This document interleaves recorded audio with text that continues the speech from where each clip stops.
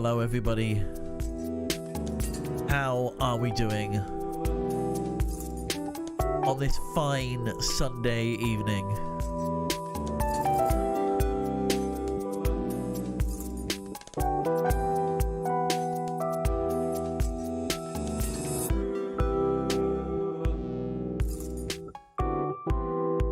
Just a heads up, as always, for tonight. This is the first time I've done this in a long while.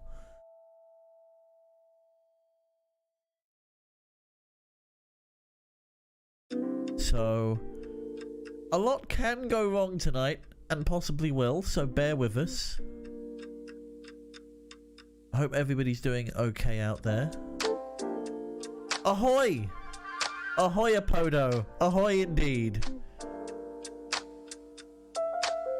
Hopefully the sound levels are good. Hopefully you're hearing me loud and clear with the music alongside.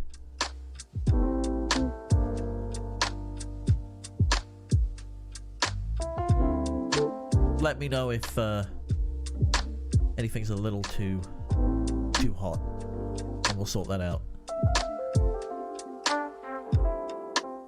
We're going to be getting underway proper in about, well, 13 minutes time.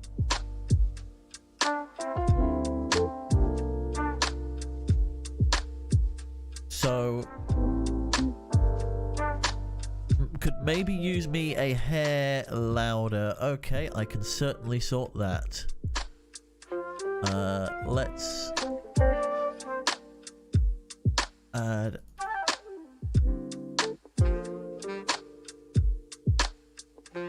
We're also going to nudge the music down slightly as well. There we go. How's that? Better?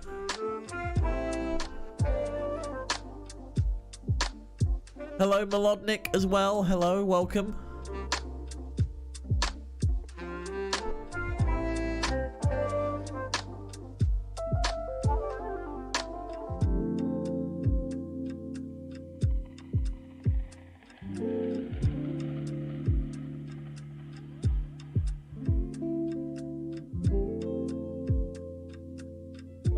So just so you know, tonight's affair is going to be a little bit weird. This is the first time we've streamed on YouTube for the Pinnacle Larder. This is the first time I've done an event in about 6 months. A lot has changed with the software as well. So, oh heck.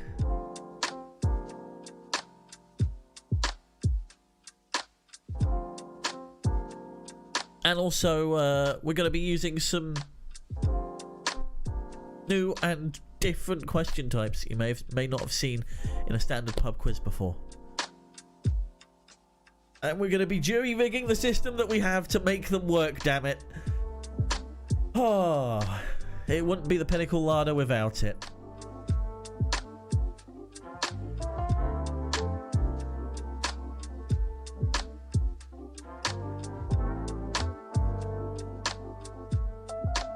So just to make you aware, there is a lot of stuff that could sip that tea and deep breaths. Yes, speaking of tea, we've got about 10 minutes before we get underway, so feel free to go grab yourself a drink, grab a friend, pull up a chair. Hi, Puzzle Dan. Hello. Welcome. Ahoy.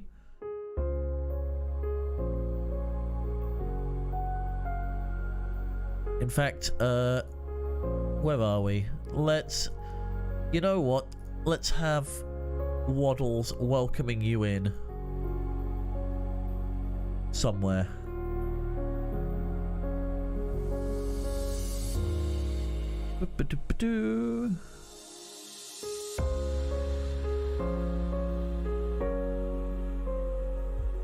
I swear I had a higher resolution version of that, but oh well. There we go. Waddles looks how I feel right now.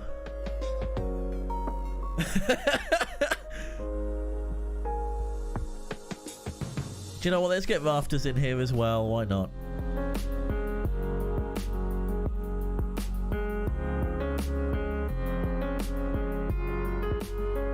Just peering out from behind the tree.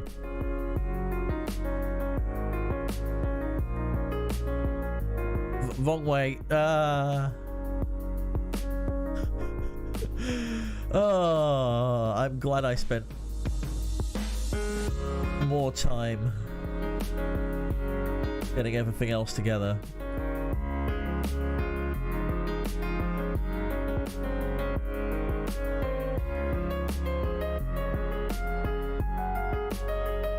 Accidentally hit leave event and you can't put your name back in. So I have you down as a team. I have you, so you should be able to, so when you hit leave it, let's see if I can do this.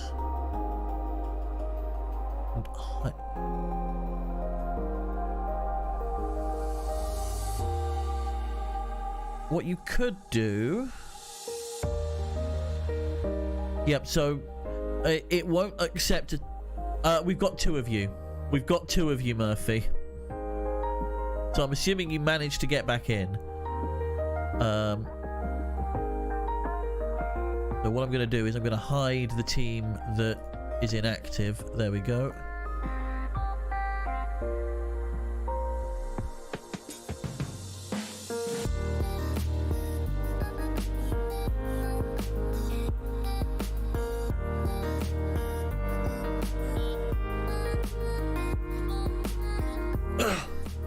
So, you can play this solo tonight. Teams of up to 3, I'd say. That's kind of what this is pitched at. Somewhere between 1 and 3 people. Also, feel free to flail at us in chat if anything is going wrong. Hi, Jay White. Welcome. Don't worry. Neither do I, and we'll get on to that later. Just bear with me a second while I sort something.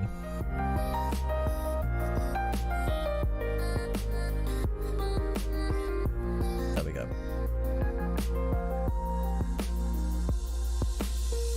So Jay White, I'm assuming you're starry-eyes. Don't worry, it's fine. It will all be explained. It should be fairly intuitive as we go along. At the moment, sit tight. You've got about 5 minutes before we get underway with the rules explanation, and then another 5 minutes before the first question goes live. So hold on to your hats.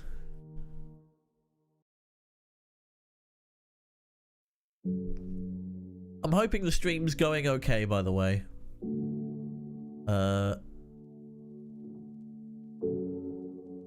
I've got the chat from the event up. I've got the chat on YouTube up, just in case. Those of you on YouTube, by the way, my chat bot isn't working. Head over to pinnaclelarder.com/play. And that'll get you in the event.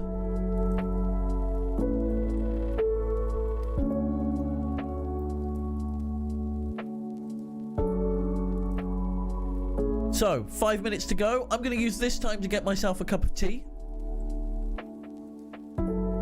I suggest you do the same, because once this train stops, well, it is starts. It is going to stop. We're going to have a break at halftime. I'll get to that in a bit.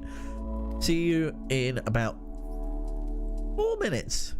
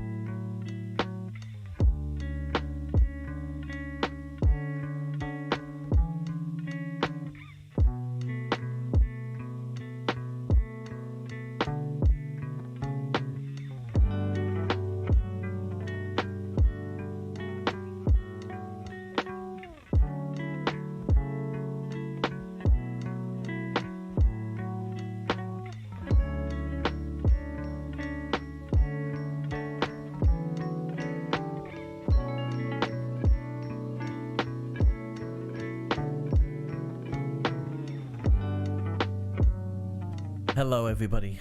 We're back. I have tea. Everything is fine. Hello. Wait, hold on. I'm not ready. Hold on. Hold on. I'm not ready.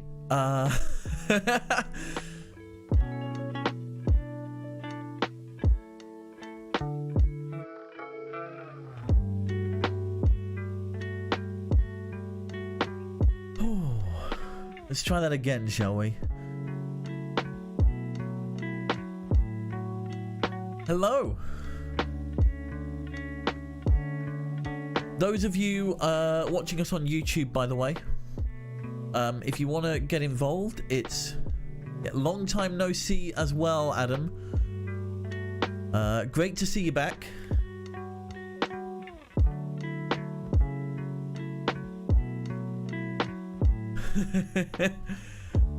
Well, for those of you watching on YouTube, by the way, hey Keshi Head as well. If you want to play along tonight, you can either grab your pen and paper, or you can come into the new age and join us on our web app. You can head over to pinnaclelarder.com/play, and it should take you to my little play page with tonight's event. I've been doing good. I've been keeping my head above water. I've been doing as good as you can be in the current situation, shall we say.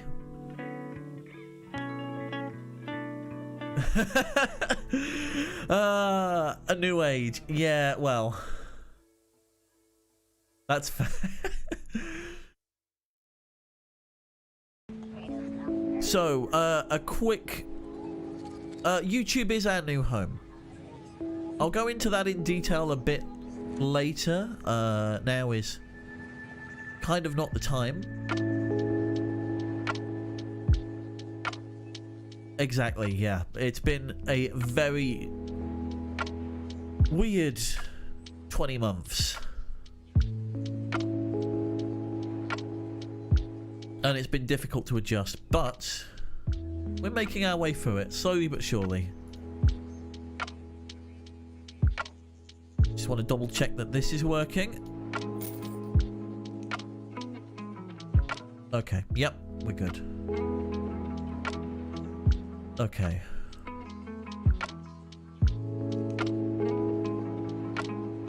So, how tonight's gonna work? We have got 30 questions lined up for you. 6 rounds of 5 questions each. Some of you may recognize this format. Sorry, I'm just going to quickly turn the music down on my end and then turn it up on yours. Hello, Deuce. How are you doing tonight?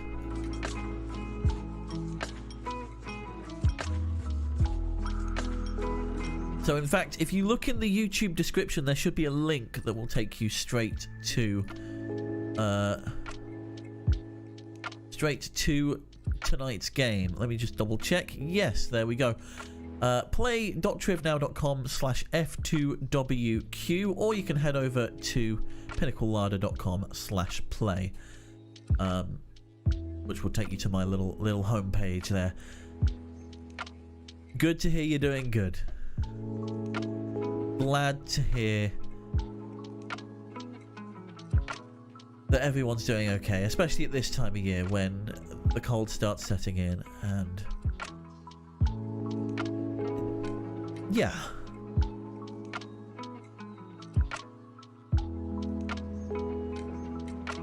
Okay, let's do some quick introductions actually. So on my hold on, which flipper's left and which is right again?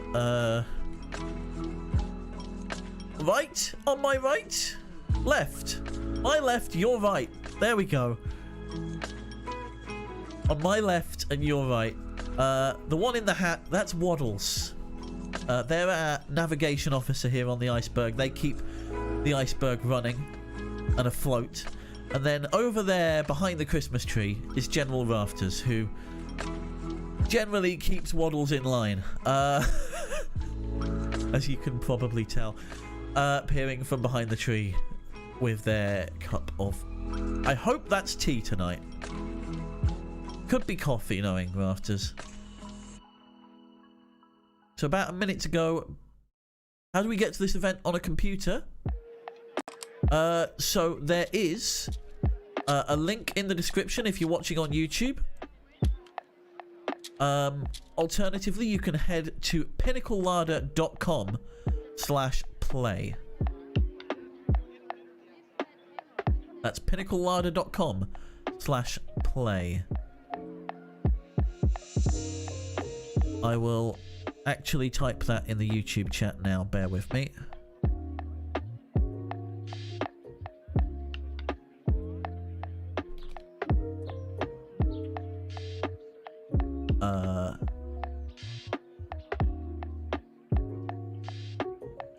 Oh.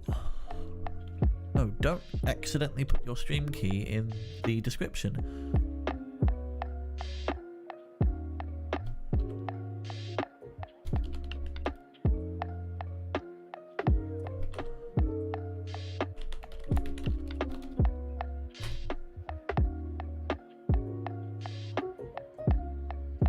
So that link will work both if you're on your PC. If you're on mobile,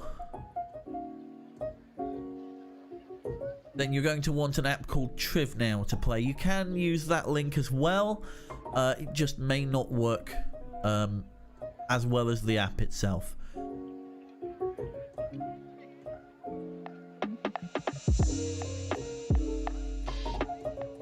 Okay. So it is 6:05. We're going to get underway. Whilst I'm just going to go through some brief rules tonight.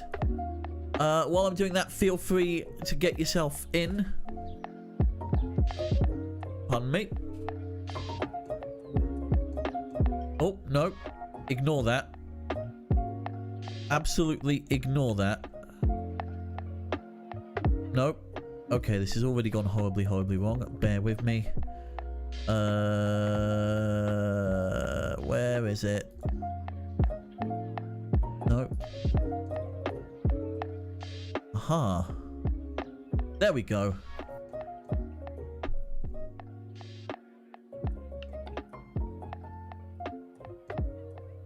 Hi, Jason. Hope you're doing okay. This is weird. This is very weird for me.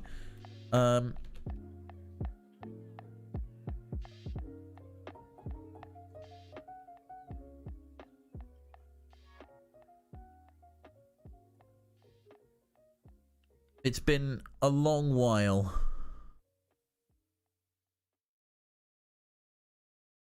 Oh, sorry, El Guapo. Yes, we made the switch. I may not have been explicit about it in my post.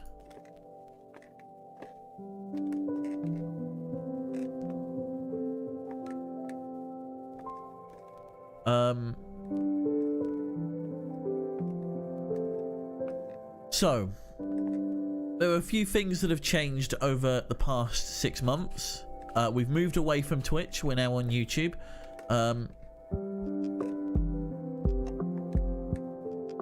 Yep, well, that's why I put the link straight to Triv Now, to be fair, because it would automatically take you to the event and the stream. Those of you on YouTube, by the way, last few minutes to get yourself in. Welcome to the Pinnacle Larder for the first time in a long while. It's good to be back. It's good to be back. So, tonight is a festive special. 30 questions over 6 rounds. 5 questions per round there. We'll be doing... if you look in your app, there'll be a list of the rounds tonight. Round 1 is our winter warm-up, which is going to be 5 quick fire questions.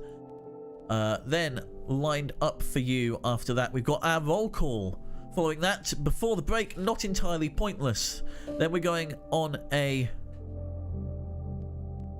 10 to 15 minute break, depending on how controversial some of your answers are.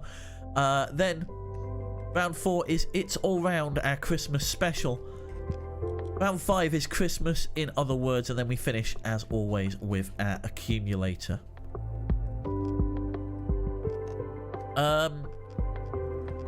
Some general rules. Please, Google may be your friend, but they're not invited.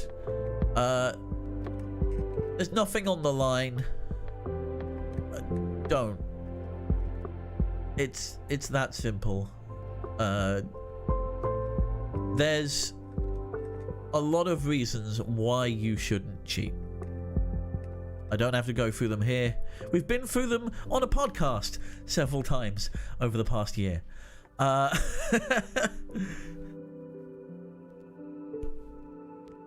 Okay. Happy flails to you, Ginny, as well. Let's take a look at who we've got signed up tonight. And let's take a look at our teams. So, we have first-time listener, first-time caller, Clivy, accompanied by the disgruntled and slightly horny spirits of 4 carry-on extras. Hold on, there we go. Deck the Puzzle, Murphy, Slay Watt, One Quizzer Quizzing, Starry Eyes, Yours for the price of a soft drink and a bowl of fries, 6 Geese a Honking, El Guapo, and Deck the Halls with Flails and Spewed Tea. If you haven't joined, it's not too late. You can join at any time during the quiz, or you can grab yourself a pen and paper and play along. We're going to start off with round 1. Very cheap indeed. Round 1 is our winter warm-up. So you're going to see 5 general knowledge questions, vaguely... Oh, god damn it. I wish people wouldn't bring up the milkshake. What? Why? Why warm milkshake? Why? Khalees, please explain. We actually have a hard out time at 8 o'clock, by the way. So let's get this show on the boat with question 1. Round 1, our winter warm-up. 45 seconds on the clock for each of these questions. General knowledge questions, 1 point for each correct answer. Good luck to you all. Our first question. Which of these events did not occur on Christmas Day? Is it King William I is crowned at Westminster Abbey? Anders Celsius introduces their new temperature scale? Muhammad Ali becomes heavyweight champion of the world? Or Steve Harris's metal band Iron Maiden are formed? Looks like we've got 11 teams in tonight so far.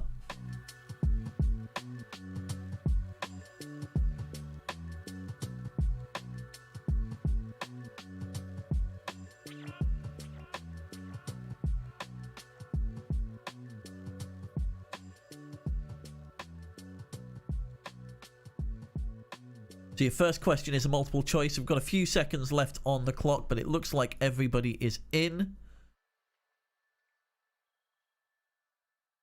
Okay. So, William I, also known as William Ki Un Batard, and later William the Conqueror, was crowned on the 25th of December in 1066. Anders Celsius has been annoying Americans everywhere since 1741, when they introduced the world to their centigrade temperature scale on Christmas Day. But it wasn't until 2 years later that the original Missy Elliott, Jean-Pierre Christian, put that thing down, flipped it, and reversed it into the Celsius scale that we know and love today.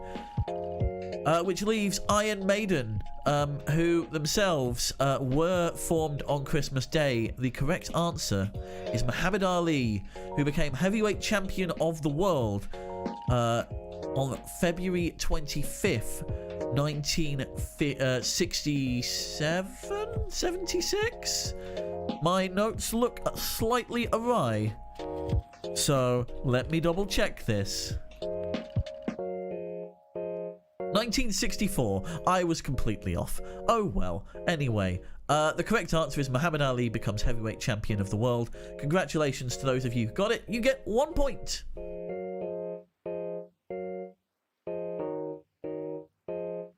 Question 2. Better known for its crabs and coral reefs than its snow, Christmas Island is found in which ocean? Not a multiple choice one here. In the category of geography, where is Christmas Island?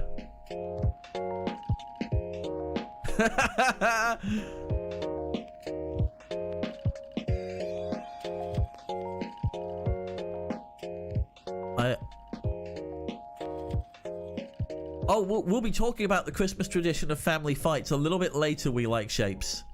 Trust me. I've got something that will certainly bring up some intense feelings from people. Looks like everybody's in. I'm just going to wait for the last few seconds to count out.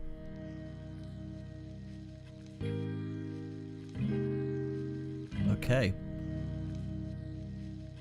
So, Christmas Island is just off the coast of Indonesia, to the north of Australia, the place where it's a territory of, and it's in the Indian Ocean. A lot of people putting Pacific there, which is generally a good catch-all guess, considering it's the largest ocean in the world, but Indian is the answer we were looking for there. By the way, if at any point I mark you incorrect and you believe you got it right, feel free to flail at me in chat. Just once, please. And I will try and rectify it at the next available opportunity. Because I've only got 2 arms, I can only flail so much.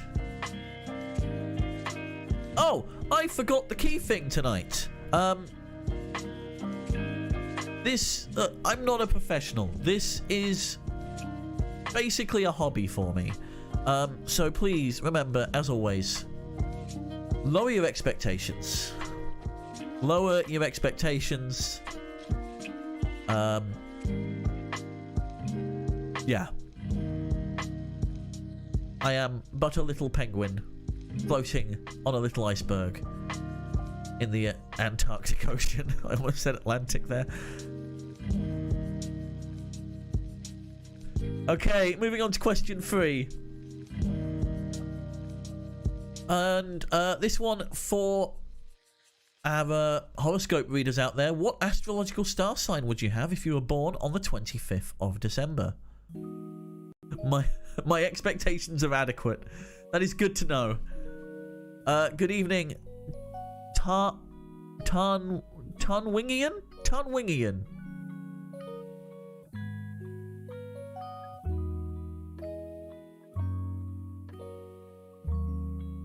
Welcome.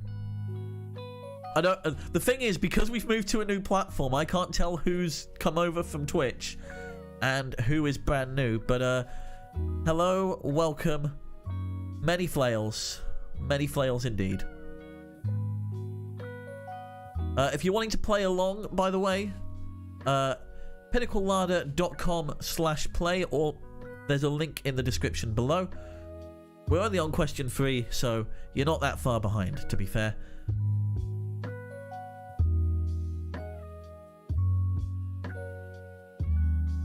Okay, everybody's in. And I can tell you the answer we were looking for here is Capricorn.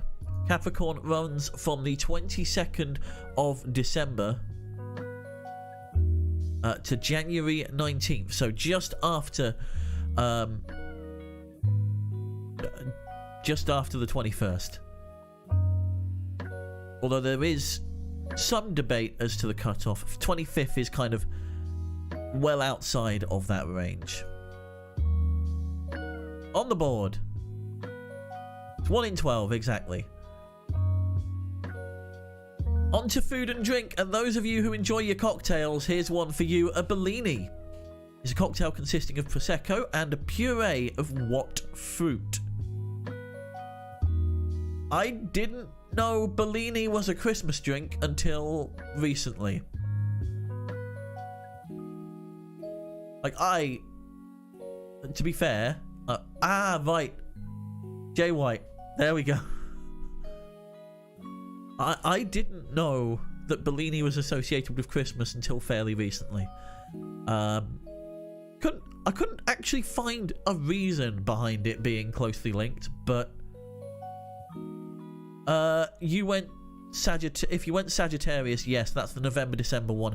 Aries is, I think, March. It's the first thing in the calendar. Okay. Yes. Okay. Everybody's in.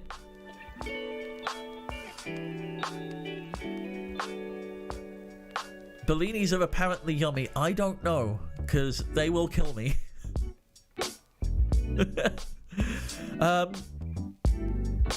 The correct answer, according to the IBA at least, is peach.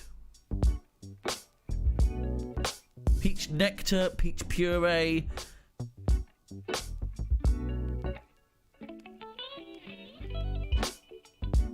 Yes, kill me. I have a ridiculously, like, I have an allergy to basically anything that's fizzy. Yeah, I'm allergic. So I have to stay off the fizzy pops. Whenever I go for, if I ever go for a cocktail again, usually something that, to be fair, mango and peach are fairly closely related. They do look the same, but peach is the one that we were looking for there. Final question in this round. A little bit Brit-centric here, but I think some of our friends from across the pond will get this. I'm playing all the right notes, but not necessarily in the right order, is a line from what comedy duo's 1971 Christmas special? Might have been a daiquiri, actually, yeah.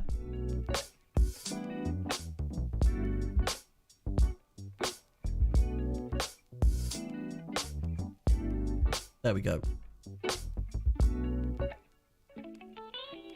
Also, something to point out here. Spelling, as long as it looks vaguely right, I don't care about spelling. As long as I understand what you're getting at.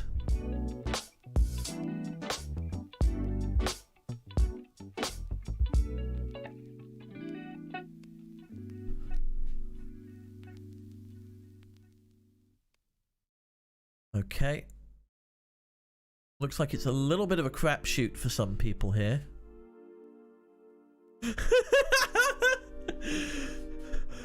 No, unfortunately it's not Wellington and Jeeves. The answer we were looking for, this was from their sketch with renowned conductor and composer, in fact, Andre Previn, or Andrew Preview as they called him. This is Morecambe and Wise. Morecambe and Wise, the answer we were looking for there. Apologies for the slightly Brit-centricness there.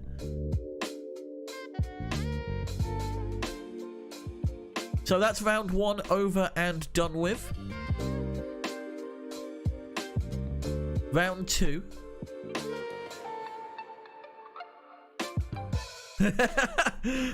Clive working out exactly what's going on there. Yes, hopefully that answer brought many of you sunshine. Yes, Keshi. So this next round is roll call, and I've just realized that I've not added the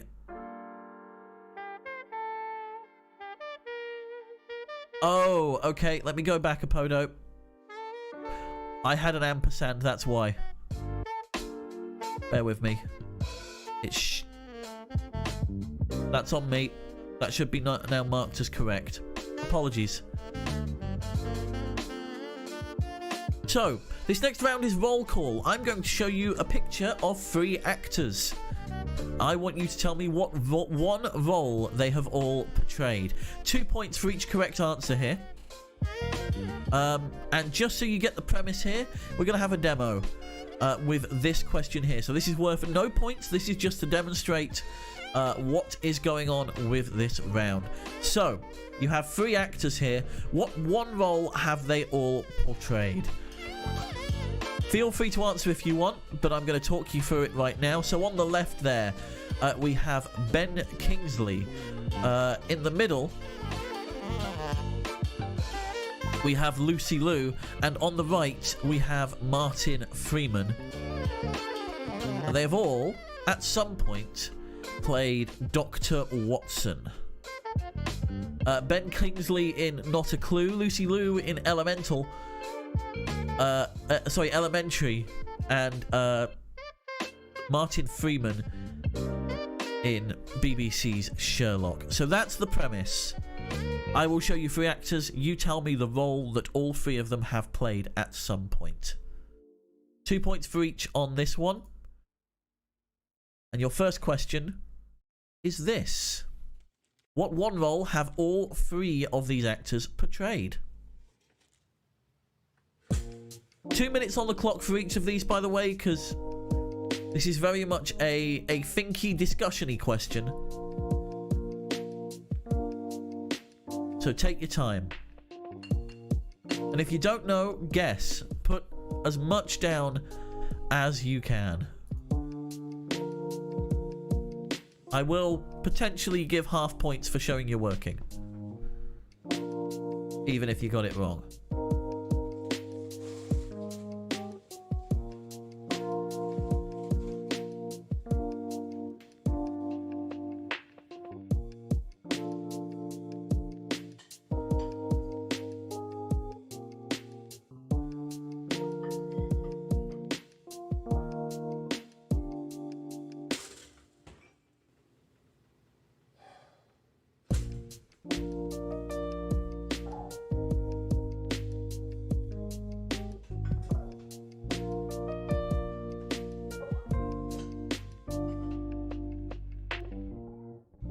Those of you who aren't great with film and TV, don't worry, there'll be another round through fairly shortly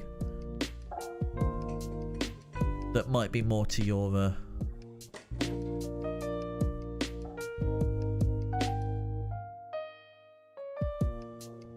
liking.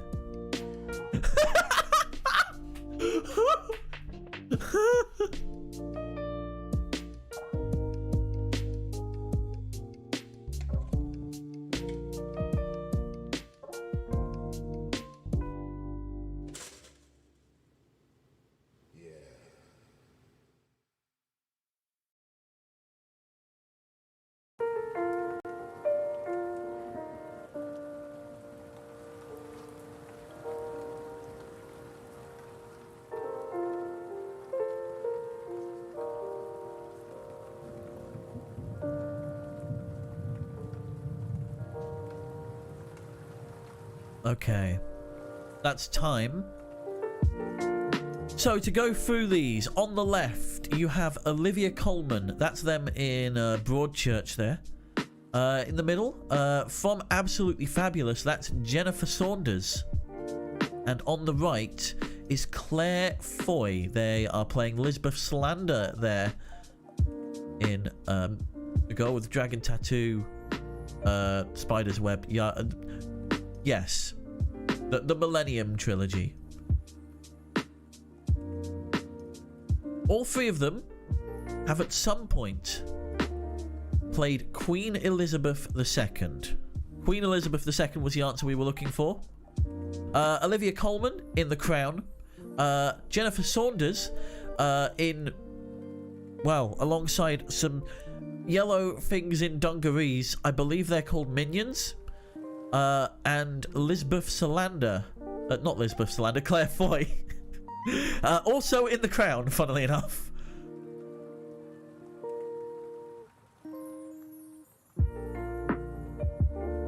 So your answer is Queen Elizabeth II there. I gave some of you half marks on that. For being close to the answer. Close enough. Let's hope you have a little bit more luck with question 2. I'm looking for the one role that all 3 of these actors have portrayed.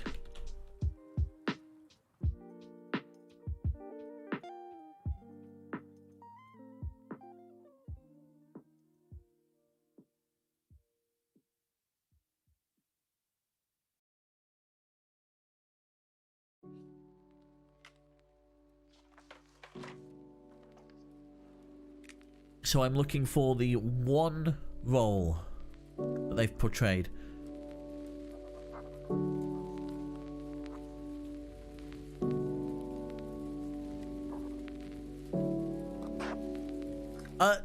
Indeed, there is absolutely nothing in the rule book that says that, no.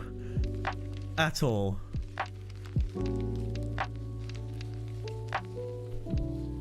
I mean, look, I wouldn't put it past them.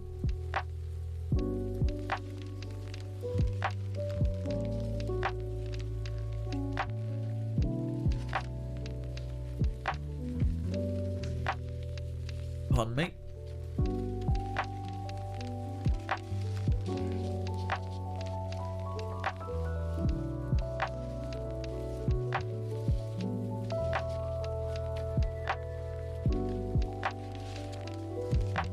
There is, I mean, yes, you are quite right, El Guapo.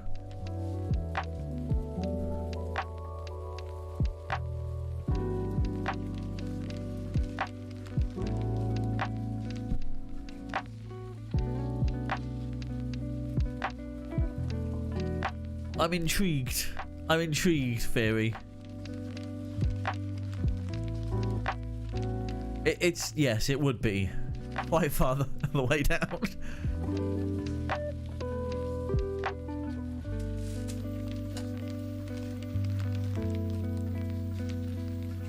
Okay. So. Everybody's in. On the left, we have Jim Carrey as Ace Ventura, Pet Detective. Down the centre, we have Patrick Stewart in the original film of Dune there. And on the right is my name is Michael Caine from The Italian Job.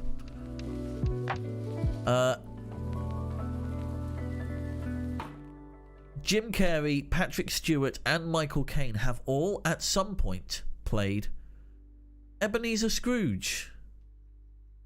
Scrooge was the answer we were looking for. Jim Carrey in the most recent rendition. Patrick Stewart quite a while ago, if I remember correctly. And then Michael Caine in the best rendition. Your answer counts. Let's have a look.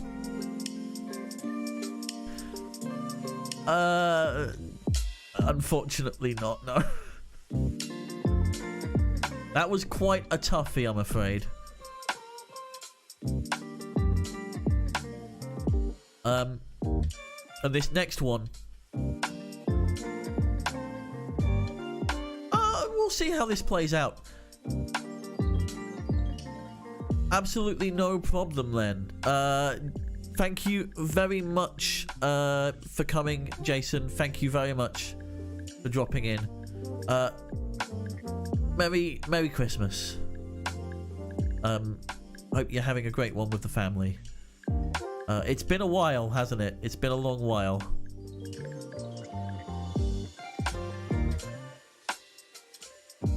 Oh, sorry, Jay. My apologies.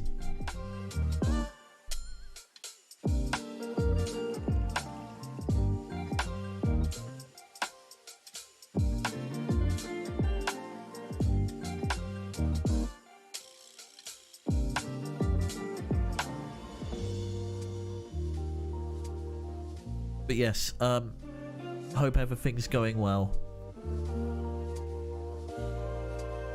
We should catch up sometime.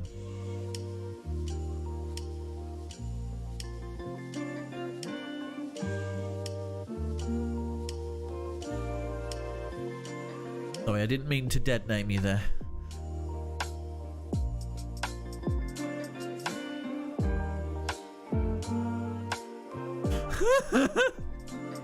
Damn it, Clive.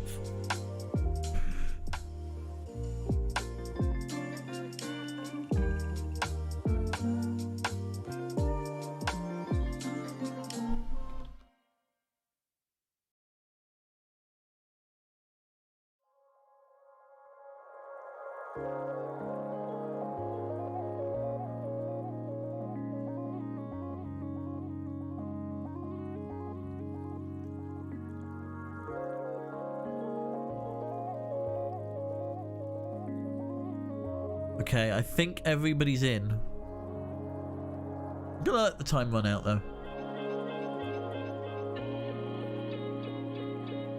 So, on the left, we have Sean Patrick Flannery there in Dexter. In the middle, we have River Phoenix. And on the right is Harrison Ford.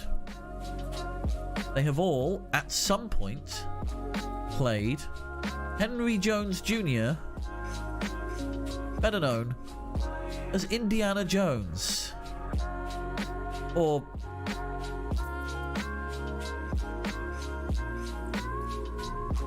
really? River Phoenix played Indy in The Last Crusade, and Sean played them in the Young Indiana Jones Chronicles.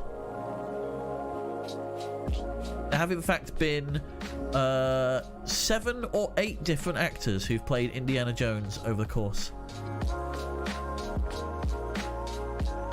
of its run. Even before the movie we don't talk about. That's fair. Jack Ryan was a good shout, and to be honest with you, I had to check, but as far as I know, River Phoenix hasn't played Jack Ryan at any point.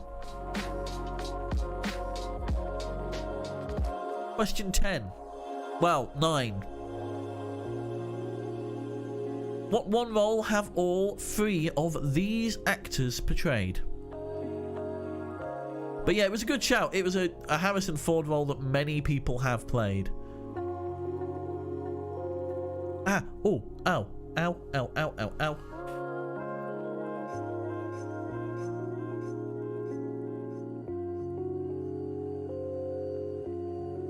I may have to check this. Have they played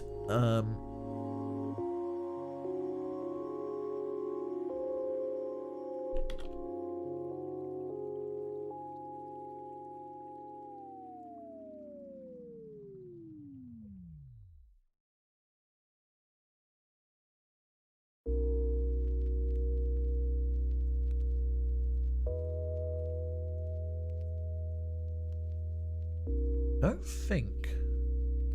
Don't know.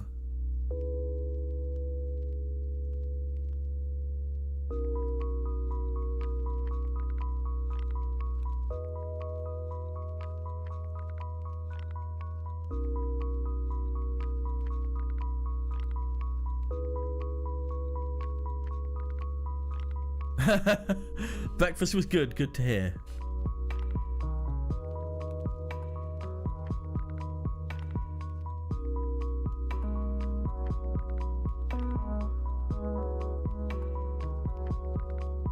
Ooh.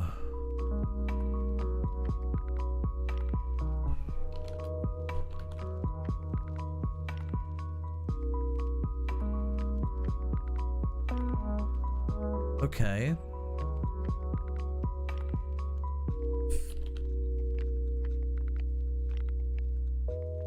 Yep. What about this one?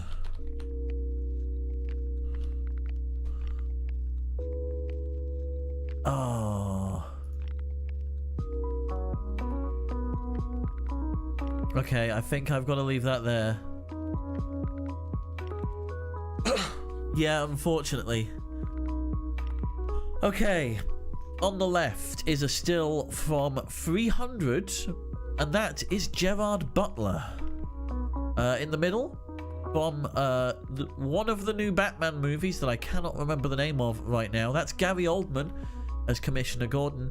And on the right, the ever recognizable Morgan Freeman.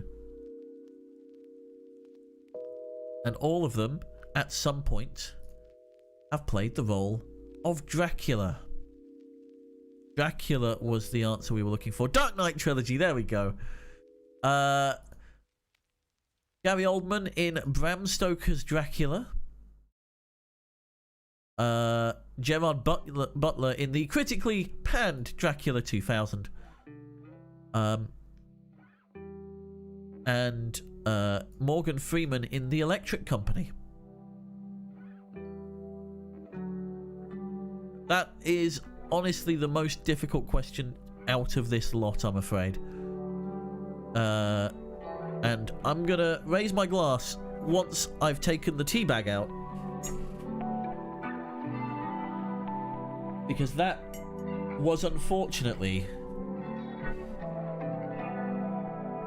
very antisocial of me. A lot of good answers came out of that. Winston Churchill, yes, has been portrayed by Gary Oldman. God has been portrayed by Morgan Freeman. What else? Robin Hood is a recurring answer in... Oh my god, I'm bleeding.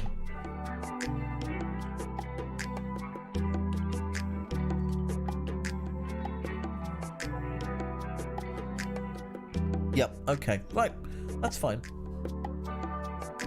We'll deal with that later.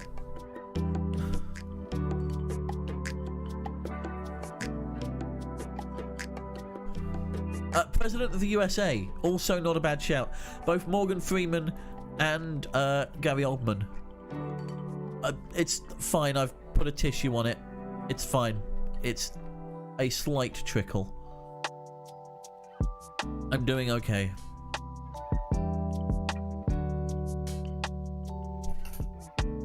I just had this very cold feeling on my back. Nothing is on fire. Yes. We may be having a slightly longer break while I take a proper look at it. Yep, okay, that's a good shout. Hold tight, we'll be... Oh, hold on. There we go, we're back. Apologies for the wait, everybody. But you're right, it is worth getting it properly looked at, especially if it's on my back. Right, where were we? Yes, all three of these have played Dracula.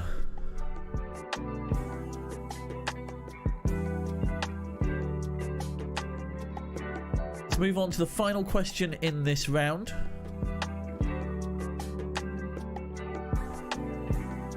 And I want to know, what one role have all three of these actors portrayed? Coming up on your screens now.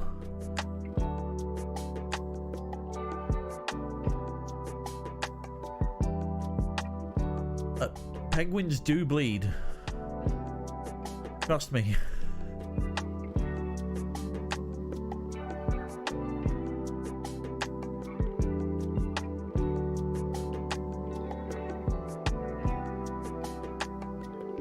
I'm okay. I'm okay. But thank you for being sensible and, like, telling me I should actually get it looked at.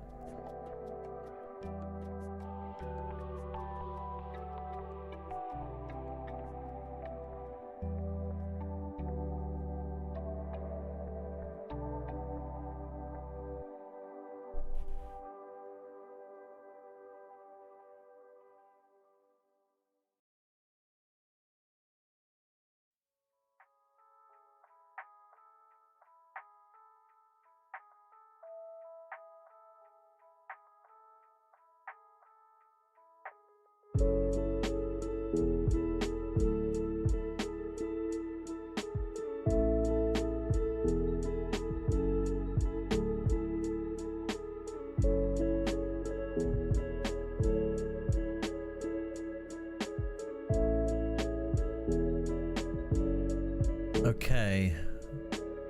Looks like everybody's in. I'm going to close this question early to catch up on time.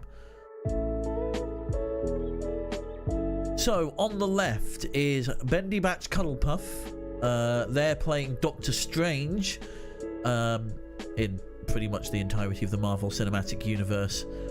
And every other universe, apparently. In the centre, from The Bride of Frankenstein, that is Boris Karloff. And on the right-hand side there, in the role of the Mask, is Jim Carrey once again.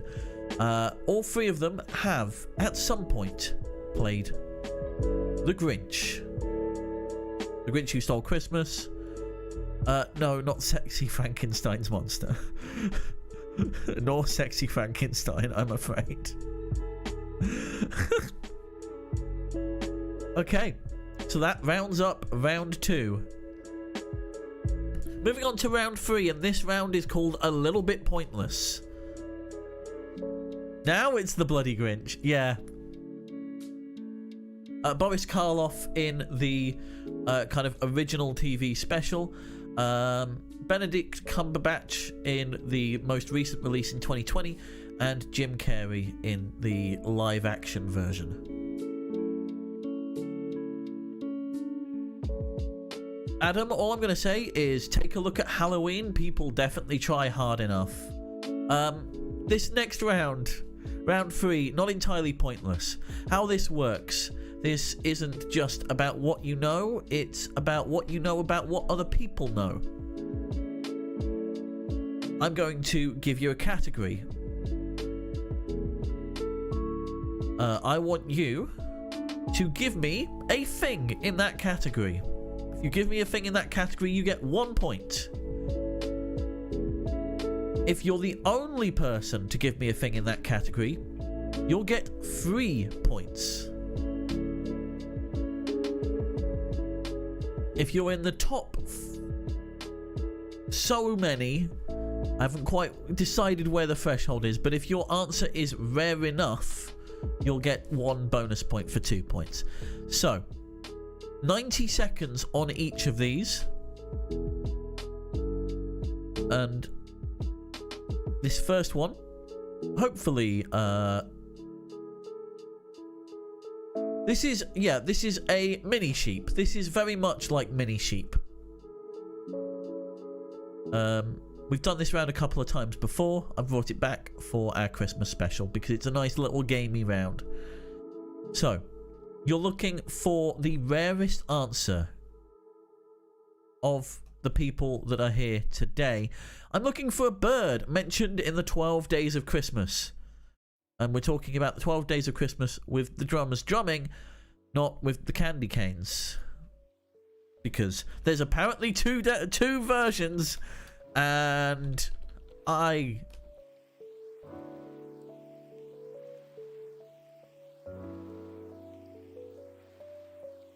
think the other version is by Andy Williams or somebody like that. Matt Monroe.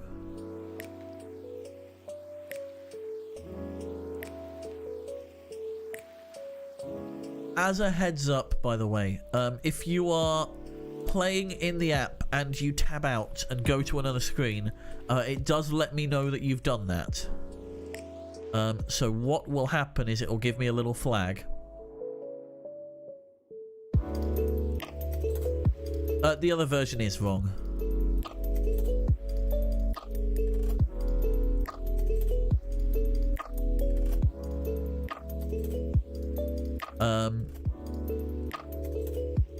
So yes, if you go to another app or something whilst you're in the Triv Now app, it will flag it for me. It happens, don't worry about it. It's just like if it keeps happening, then questions need to be asked, okay?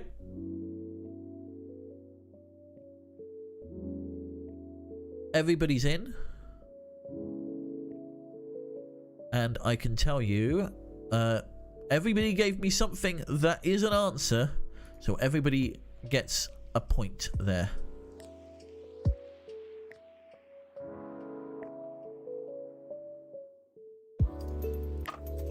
what I will be doing is I will be awarding the bonus points for rarity during the break. Just to make my life a little bit easier. Bit of a wordy one for you now. I want a 4-letter word that can be made by changing one letter in the word snow without rearranging. And these are according to Merriam-Webster. Oh, yours got marked wrong. What? Why did yours get marked wrong? Oh. Yep, no, I've got you. I've got you. It wasn't showing up on my end.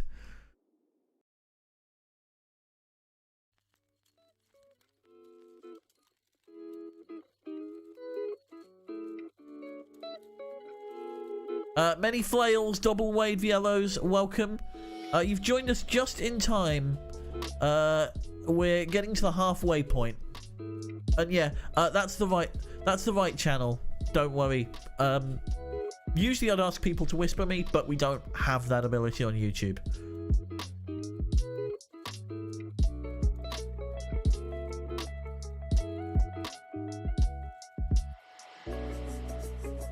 Many flails. Many flails indeed. Hey, Topper. Feel free to lurk. Feel free to join in. It's up to you. But glad to see you doing okay. After tonight's stream, I'll be directing you to 2 different places potentially. So keep an ear out for that. All the flails indeed. And that's time on this question. So, none of these lists are comprehensive, by the way. If you give me an answer that is marked as incorrect and then during the break I will research it and see. Right, okay. So, 11 possible answers here, and they are inow, no, scow, show, slow, snoo, snob, snod, snog, snot, and stow. Everybody gave me a viable answer there, so everybody gets 1 point. But we'll be looking at kind of the frequency of them during the break and awarding bonus points accordingly. I did not take snore, S-N-A-W, because it is basic. It is snow. It's exactly the same thing. Next question. I want a chocolate found in a 650-gram tin of Celebrations, and there is literally no reason whatsoever that I chose Celebrations at all. No, sorry, not because I've got 7 of the blooming things wrapped up and ready to go. At all.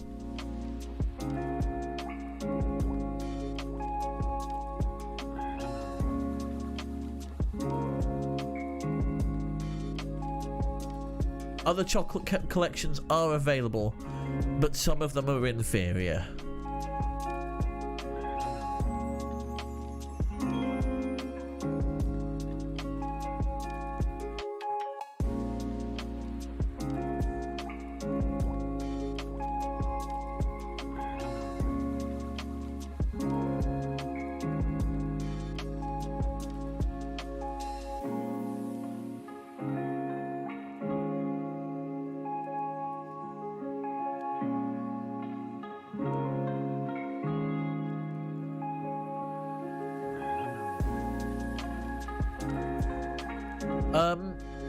I'm going to clarify something here, and I'm going to send some answers back to people. So, please keep an eye on your devices because I will be sending some answers back. I'm looking for a brand of a chocolate found in a 650-gram tin of Celebrations. That's the red one. The red one. So, those of you who have given me generic answers will be getting your answers back.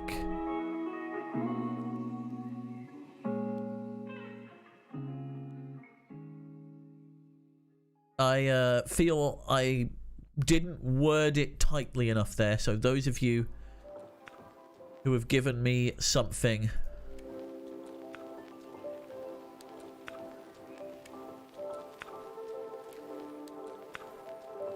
kind of outside of the remit of the question. I believe we're waiting on one person, and that is one quizzer quizzing. One quizzer quizzing. I'm still waiting on an answer from you.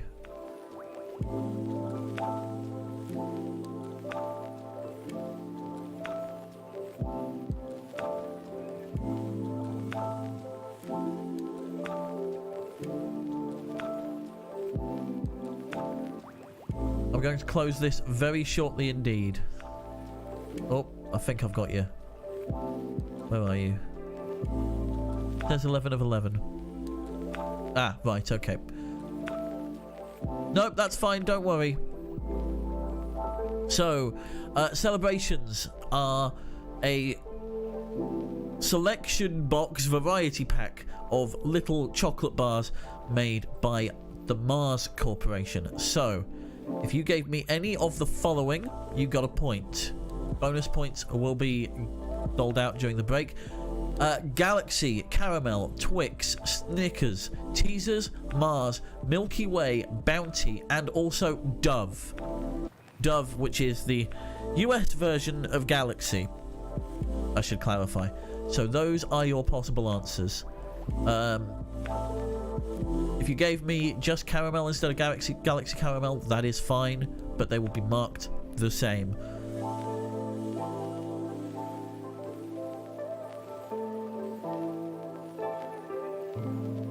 Question 4. And when I was talking about arguments at the table at Christmas, well, there's one game that causes a lot of them. I want a word that appears in a classic Monopoly property, that's UK or US edition, that contains a double letter that isn't an E. I know there's a lot of clarifications there.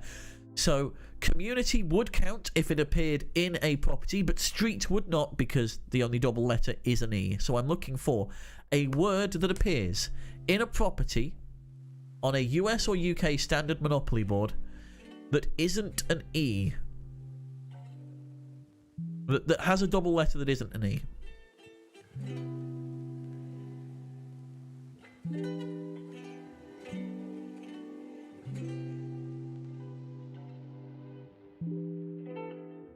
So, effectively, don't put street.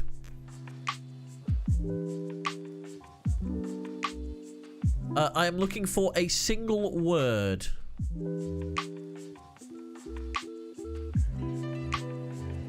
And by double letter, I mean letters that the same letter together.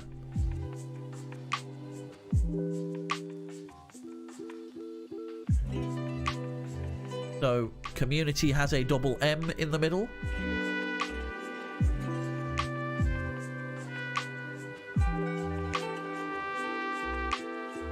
But to choose a word out of the ether, flail would not count because the L's are separated.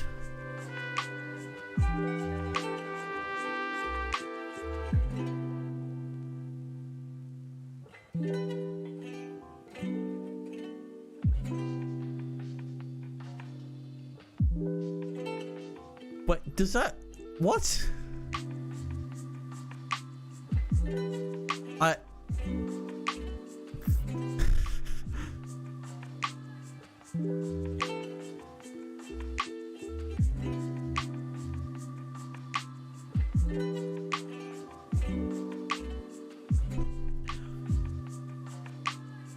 Slay what? I just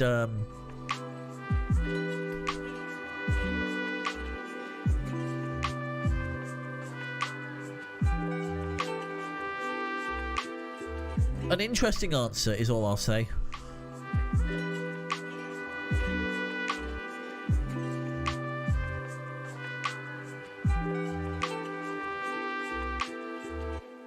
Okay, everybody's in. I needed to... Ooh. Okay, worth it. That's fine. Sure. I'm afraid but does not appear on a Monopoly board. I'm waiting on a resubmission from Deck the Puzzle. Deck the Puzzle, I've sent your answer back to you, as I feel I didn't clarify the question enough. If you could please either type the same thing again or come up with an answer for me. Apologies for the wordiness of this question, but I really... Oh.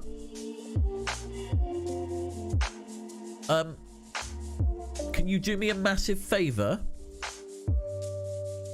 Can you message me your answer on Discord because it hasn't refreshed on my side? You've got me on Discord, haven't you?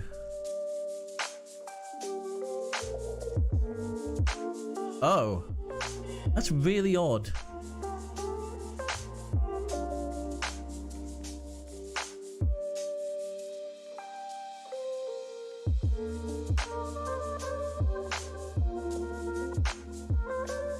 Okay, no problem.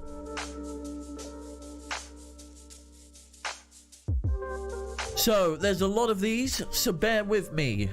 You could have had Cross, Pentonville, Pal, Mal, Whitehall, Piccadilly, Mediterranean, Connecticut, Pennsylvania, Tennessee, Illinois, or Liverpool. Waterloo, I'm afraid, doesn't appear on a standard Monopoly board. I'm afraid. Look, what you write on your own Monopoly board is your own business. Final question of the round. And this is the reason why I think we might need a longer break.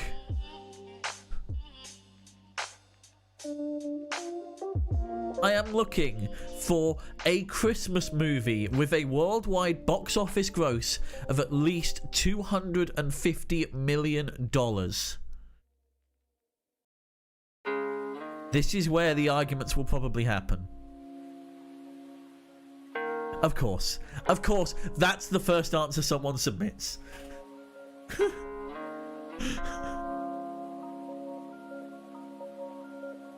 It specifically said property, by the way, to get around that. Wait, is that your answer, though? I'm going to send this back to you for clarification, but is that your answer?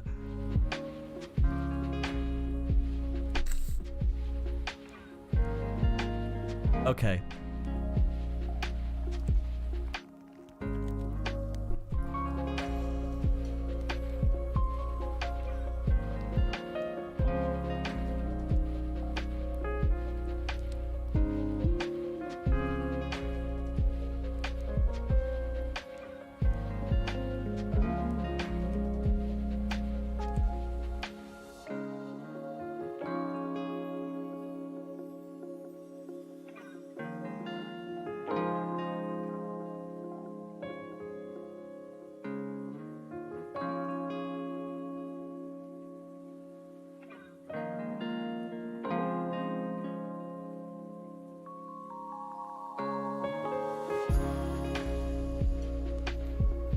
Okay, that's time.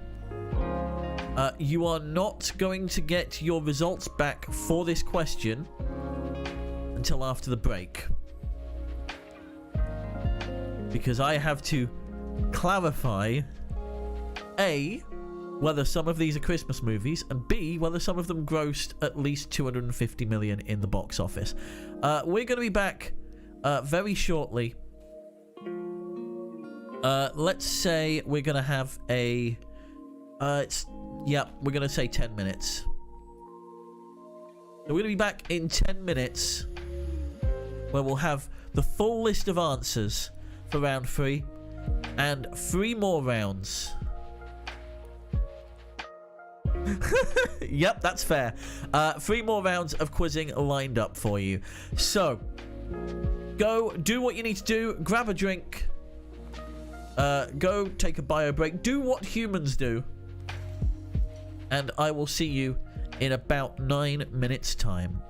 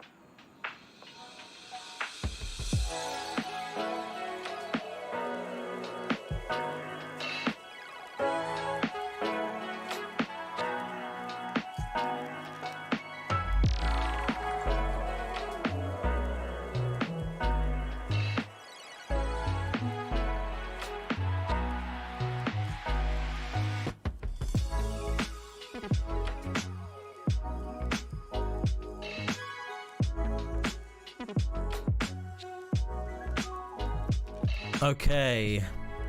I've been through and I've marked everything. I've given bonus points for all of the questions apart from the final one because there's a little bit of talking to go through on that one. A little bit of talking to go through.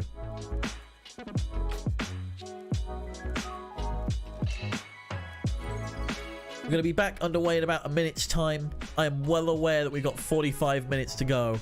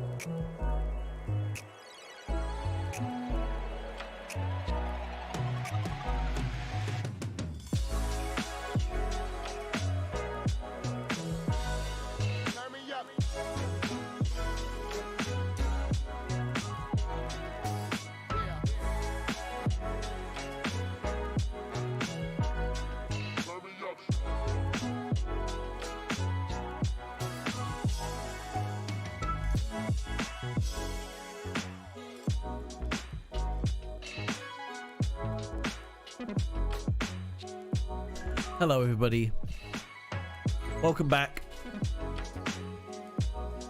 Hope you're enjoying the show so far. I know I am, especially with what's about to happen. So let's recap some of the answers from round 3. First question, a bird mentioned in the 12 Days of Christmas. If you put collie bird, you got 3 points. You can see my ball. Look how it jangles. It's amazing. If you put doves or any variation thereof, you got 2 points. If you put French hens or any variation thereof, you got 2 points. Great to see you as well, Adam. It's been a while. If you put geese, you got 2 points. If you put partridge, Alan, or otherwise, aha, you got 2 points. And if you put swans, you got 2 points. The way that I worked out the scoring for this is if you managed to get a unique answer, you got the full 3 points. If you matched with just one other person, you got 2, and if you matched with more than 2 people, more than one other person, i.e. there's 2 or more, there's 3 or more of the actual answer on my sheet, then you just got the solitary 1.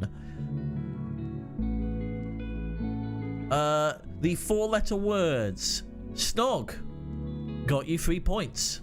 Stow got you 2. Snob got you 2. No got you 1. And snot got you 1.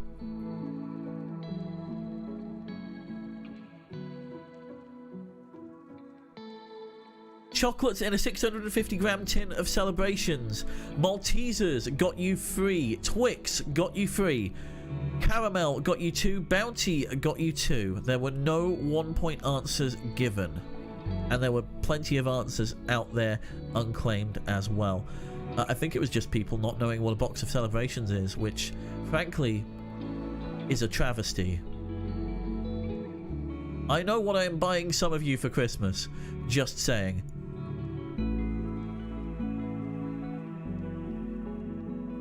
Words that appear on a classic Monopoly property, UK or US, that contains a double letter.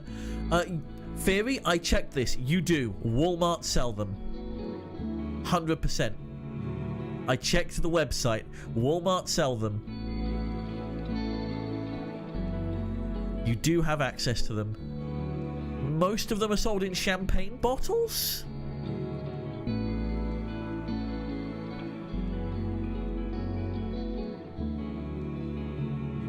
Oh yeah, exactly. I mean, Zeus, I've got $50 worth of US Amazon voucher to spend. I found them on Walmart's website. I didn't know if they were prolific, but yeah, Galaxy and Galaxy Caramel are separate. They're separate brands. Monopoly. Pennsylvania gave you free. Pentonville gave you free. Connecticut gave you free. Mediterranean gave you free. Pal or Paul gave you free. Tennessee gave you 2. There were no points given for but or Waterloo. I'm afraid doesn't appear on the standard Monopoly board, I'm afraid. And Baltic and Station don't have double letters in them. It should be on there. And finally, the one that's going to start all the fights, but not for the reasons you think. I'll start off with the answers that got no points. Oh, I don't want a buttgate in my chat. Die Hard scores you 0, but not for the reason you think. Even if it were classified as a Christmas movie, its box office worldwide gross stands at $139 million. Not enough to make the $250 million benchmark. Gremlins, I'm afraid, is just below the benchmark as well. The thing with Die Hard is, it did well outside of the box office. And it's been rerun every New Year's Day and like in the run-up to Christmas since. So it's made a lot of money since, but in the actual box office, which is what I specified in the question, I'm afraid, it didn't make enough to make the mark. Gremlins, just below the benchmark. 232.9 million was the highest figure I could find.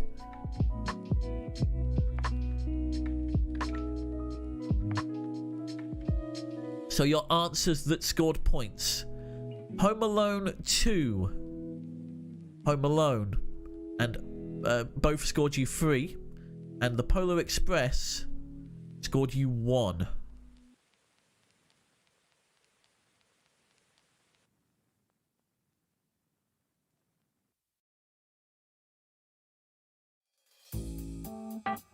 So, but indeed.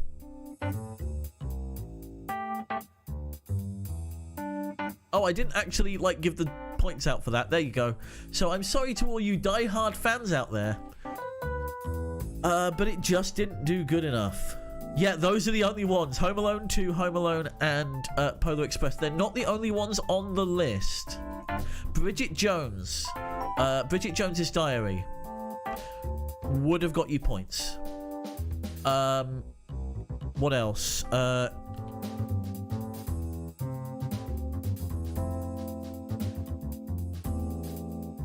The Grinch would have got you points. A Christmas Carol would have got you points. There were 5 movies that I can name off the top of my head.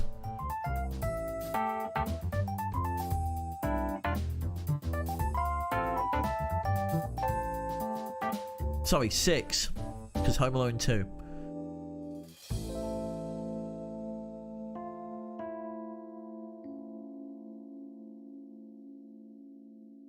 But it's called free parking, isn't it? Elf, no. Elf was just below the benchmark as well. In fact, when I ran the test game, that was one of the answers that came up. That I was like, it's so close. It was pretty much as close as Gremlins on the list. Again, Elf, a movie that didn't do well in cinemas, but did well on kind of retail sales. We were asking for box office gross. So, let's see how you're all doing.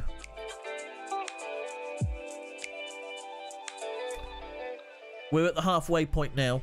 So up top is Six Geese a Honking with 21 points. Muppet Christmas Carol. I will check. Then first time listener, first time caller on 15. One Quizzer Quizzing on 14. Yours for the price for soft drink and a bowl of fries. And Clivy on 13. Accompanied by the disgruntled and slightly horny spirits of 4 carry-on extras. Then it's Deck the Halls with flails and spewed tea on 12. El Guapo on 11. Slay What on 10. Looky Eyes and Deck the Puzzle on 9. And at the bottom, currently, but there's still a lot more to play for, is Murphy on 8. But to be fair, reasonable scores all round. What were we looking for? Muppet Christmas Carol, weren't we?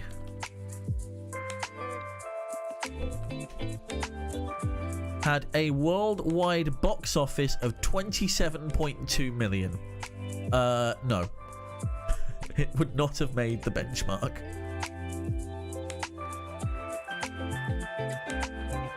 Can I scroll the leaderboard once more?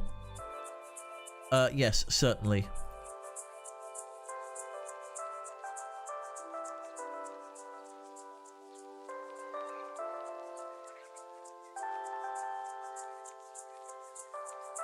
Yeah, it was...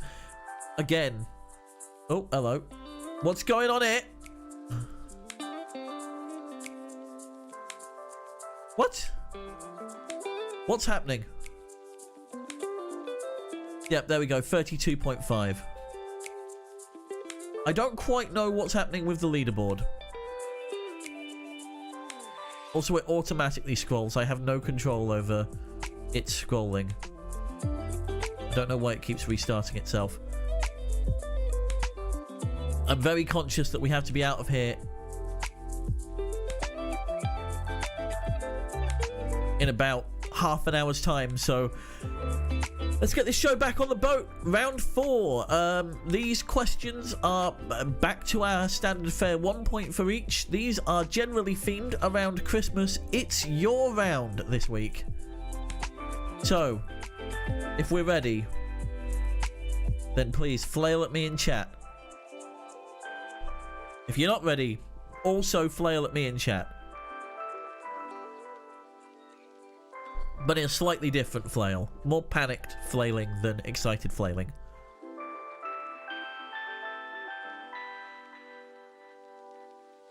Flail. Wait, I'm a... Flailing panically. What's wrong, Ginny?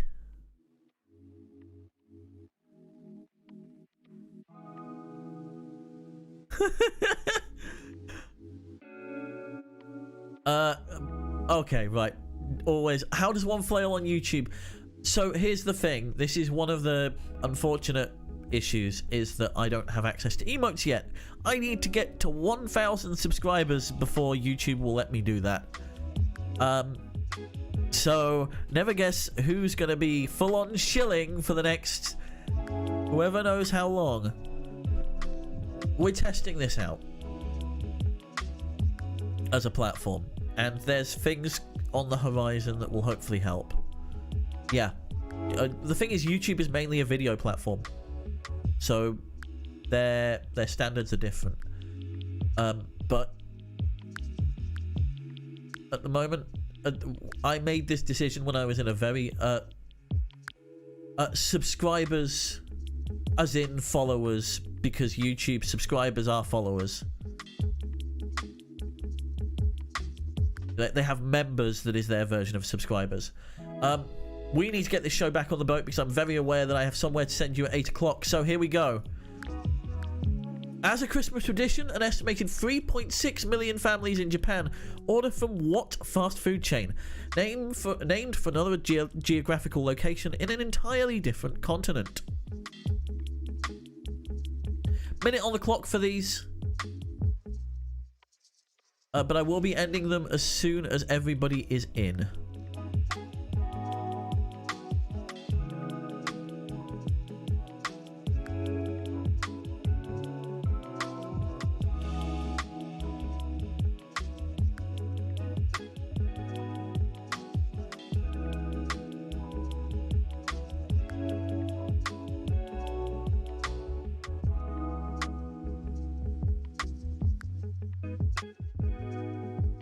Thank you to those of you that have subscribed, by the way.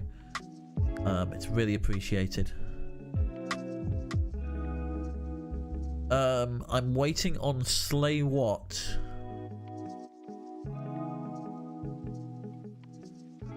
Oh, hello.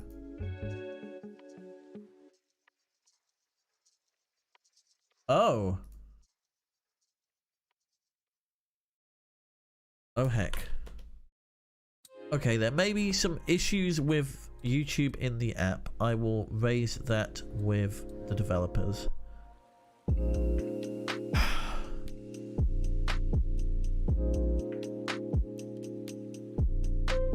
Oh, well.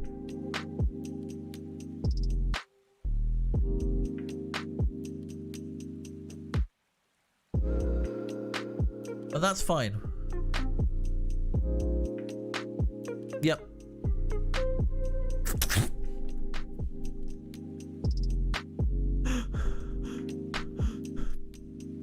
Okay. The answer we were looking for. As I look for my towel. Is Kentucky Fried Chicken or KFC. This was...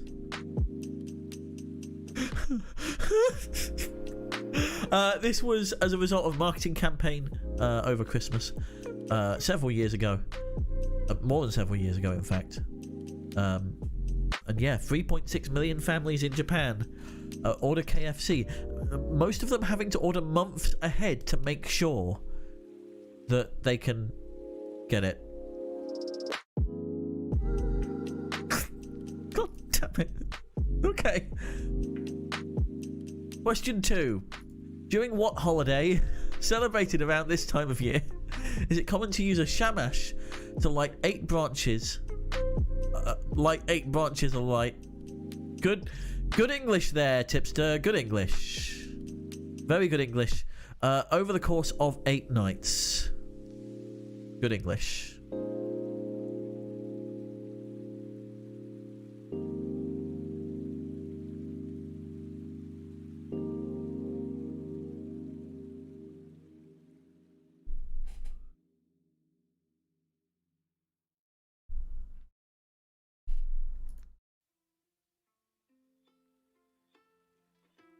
And again, spelling is not an issue. Don't worry about it.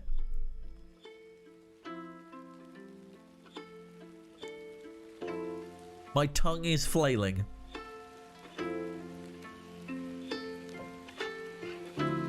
Okay, I think everybody's in. The answer we were looking for here is Hanukkah. Hanukkah celebrated end of November, early December, over the course of 8 nights. Used to light 8 candles. The shamash being the attendant or servant candle, as they call it. Question 3. Some of you are going to kick yourself, possibly. Kwanzaa, which takes its name from the Swahili phrase for first fruits, with an extra letter added to keep with the symbolism of the holiday, is celebrated from the 26th of December until what date?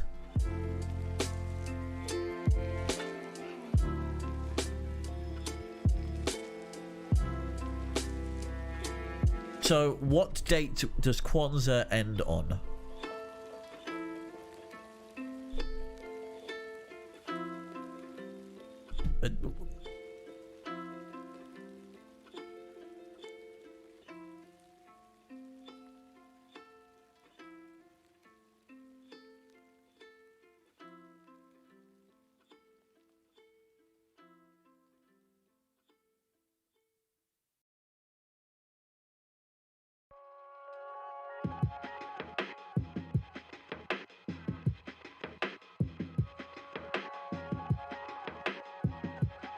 I'm going to be a little bit... Ooh.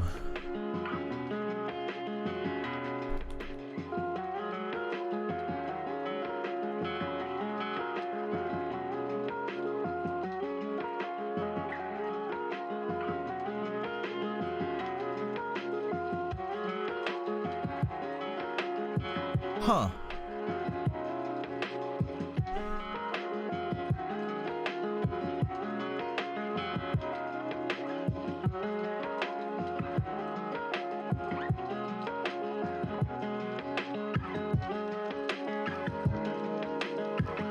Okay, let's have a look.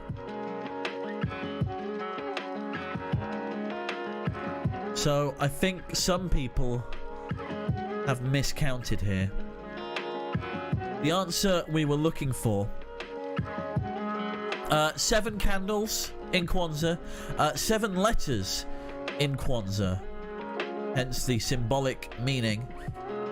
For 7 days. 26th, 27th, 28th, 29th, 30th, 31st, 1st of January being the 7th day, and the answer we were looking for.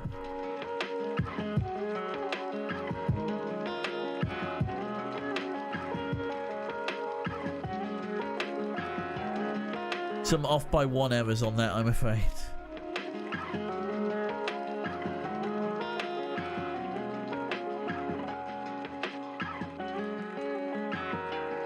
I think this is question 4?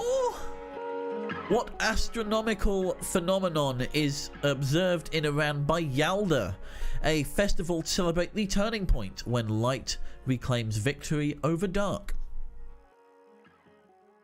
Yeah, that's the. I do like to put little clues in here and there.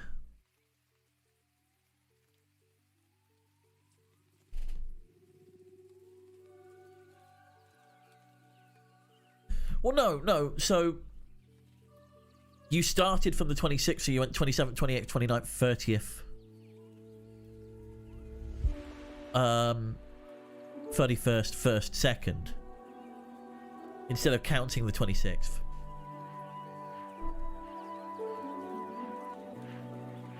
It happens, don't worry. I don't know why Yalda gets a question all to herself. Okay. Time. Everybody's in. So the turning point when light reclaims victory over dark, or when the days become longer and the nights get shorter, it's the winter solstice.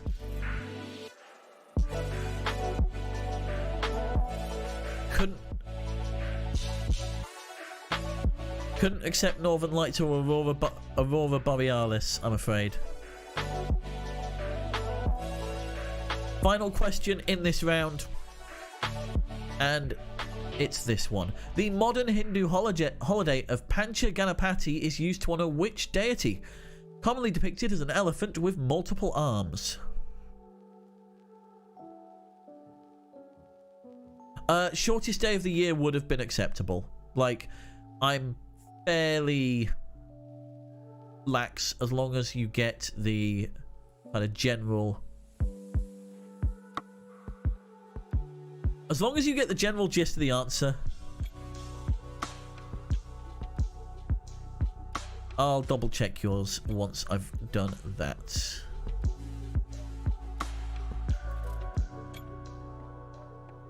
I need to double check that this isn't a separate thing.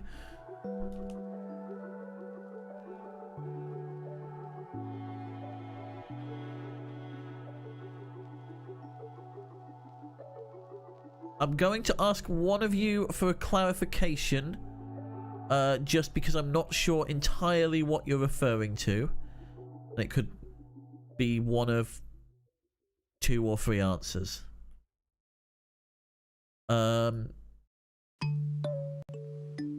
Right, I was checking.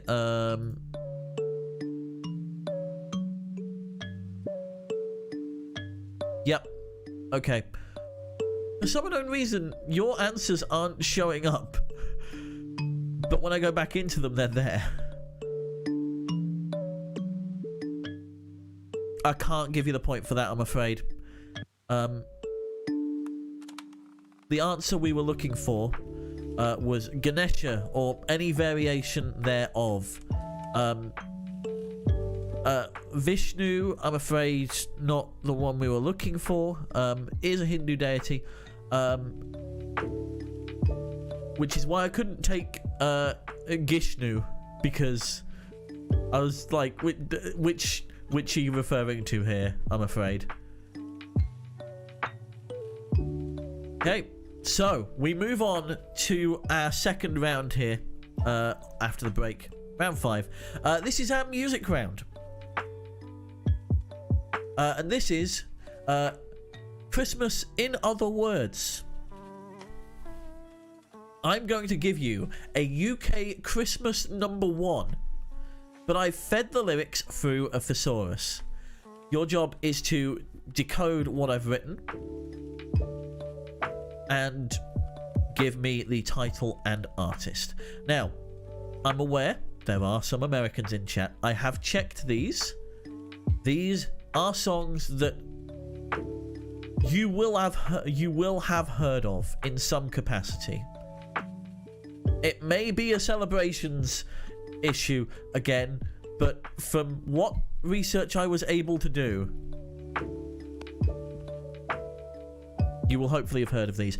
Right, so to give you a demonstration of how this round works, here's your demo question. It's funny you say that, El Guapo, because this is the example I've chosen. I'm looking for the title and artist of this track from the noughties that I've run through a thesaurus. I am able to live as your champion, sweetie. I am able to osculate your suffering elsewhere. I desire to rise next to you until eternity ends. I will let you choke me. This isn't worth any points.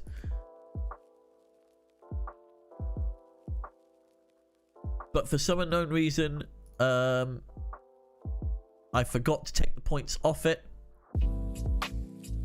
So, to translate, I am able to live as your champion, sweetie. I can be your hero, baby. I am able to osculate your suffering elsewhere.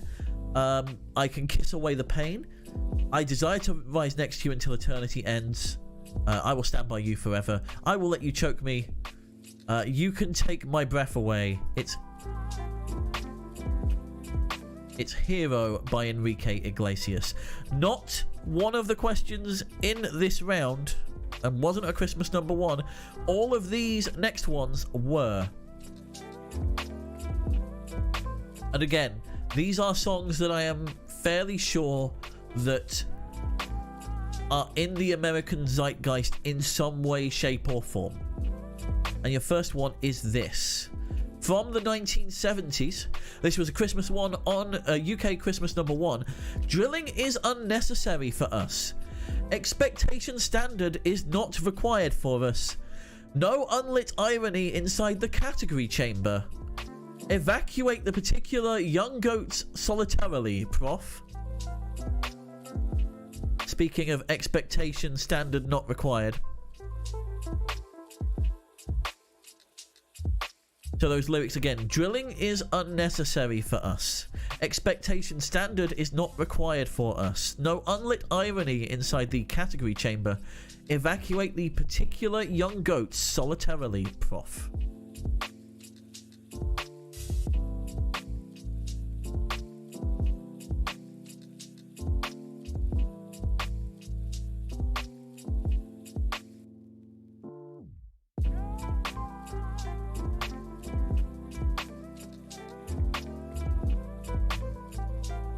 Got so many different tabs open now whilst I'm researching other people's answers.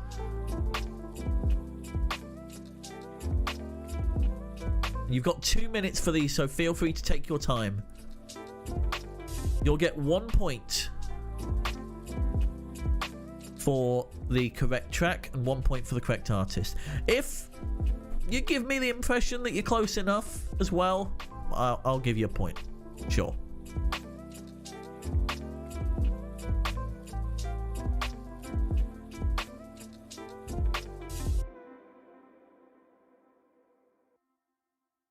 Yeah, it's one of those that I feel like people will have a lot of aha moments.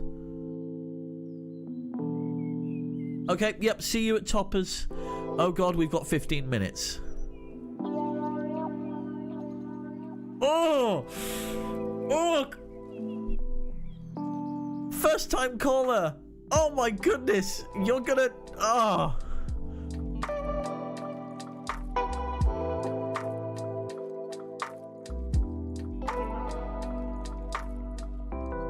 Slay what? We're waiting on you.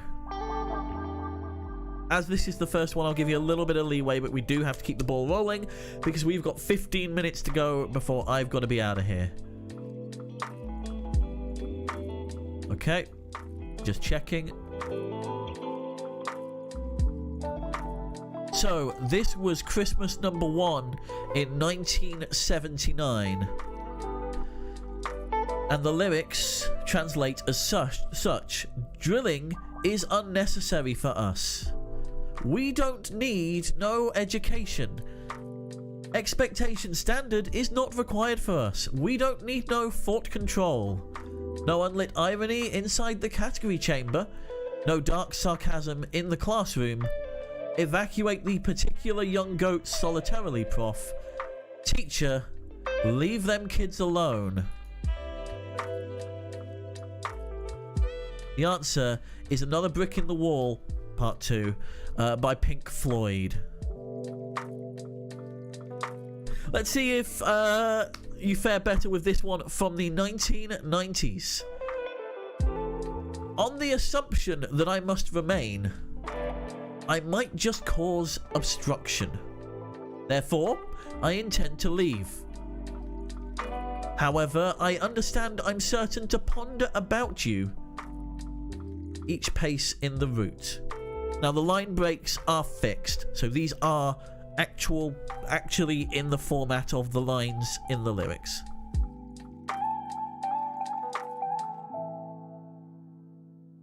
They were Christmas number 1s. They were not necessarily Christmas songs. But they are songs that were popular enough that they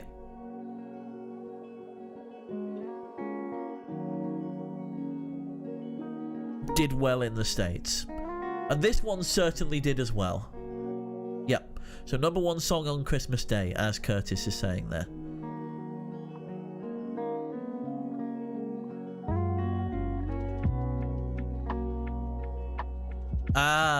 Well, I'll tell you what, Jay White. Put the lyrics that you've translated, and it may be enough for a point.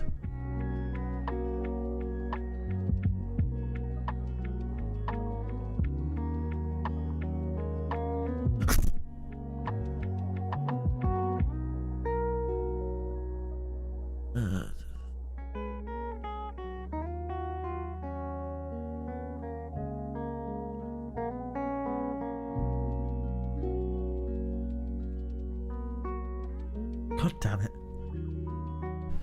Not a bad shout, actually.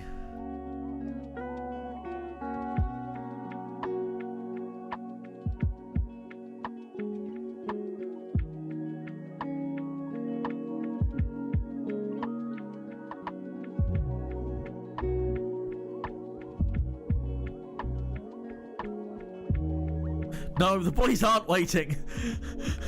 No, not again. No more warm milkshake.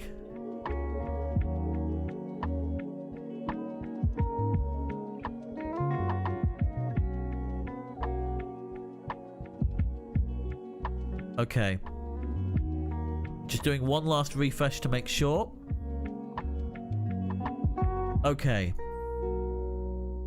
On the assumption that I must remain.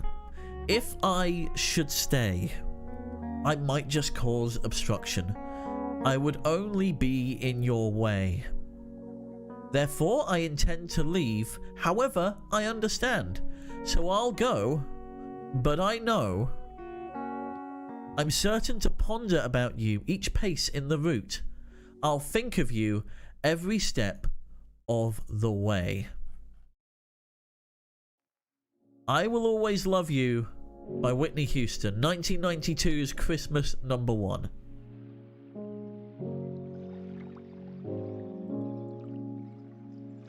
Okay. Oh, this is going to be a fun one. So this one from the noughties, Christmas number 1. So UK number 1 on Christmas Day during the noughties. Expose, dirt and disoriented. Part E as well. Towering with the girl known for beef, Twitter and non-frozen. Enroll in the squad. Bounce and the swarm experience considerable pleasure. Performing in unison, they pull off their affair.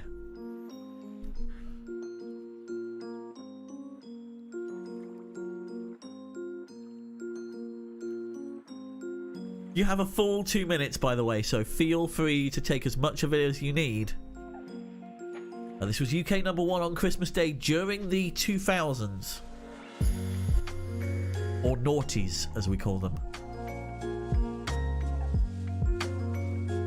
Also, hope the sound's still okay. Hope you can hear me fine. I know we had to change a few things about.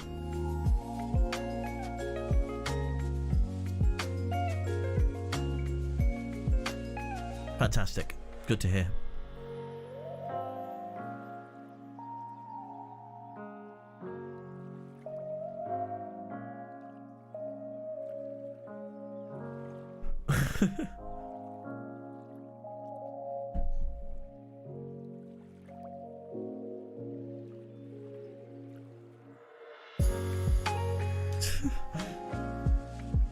What? I've never heard of some of these songs.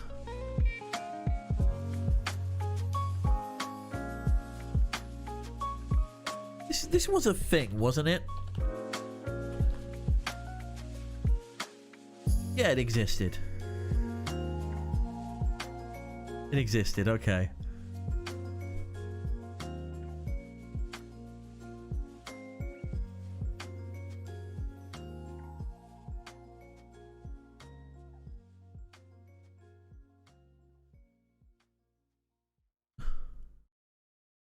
Double check. Wait, no. What's happened there? Hold on, I've marked the wrong thing. Bear with me.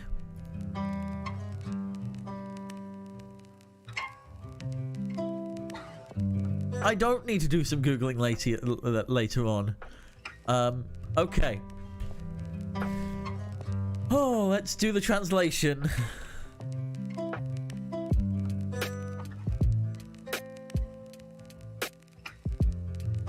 Expose, dirt and disoriented. Part E as well. Scoop, muck and dizzy. And rolly too. Towering with the girl known for beef, Twitter and non-frozen. Enroll in the squad. Lofty and Wendy, the girl known for beef on Twitter and non-frozen. Join the crew. Bounce and the swarm experience considerable pleasure. Bob and the gang have so much fun. Performing in unison, they pull off the affair. Working together, they get the job done. Bob the Builder, can we fix it? Bob the Builder, yes, we can.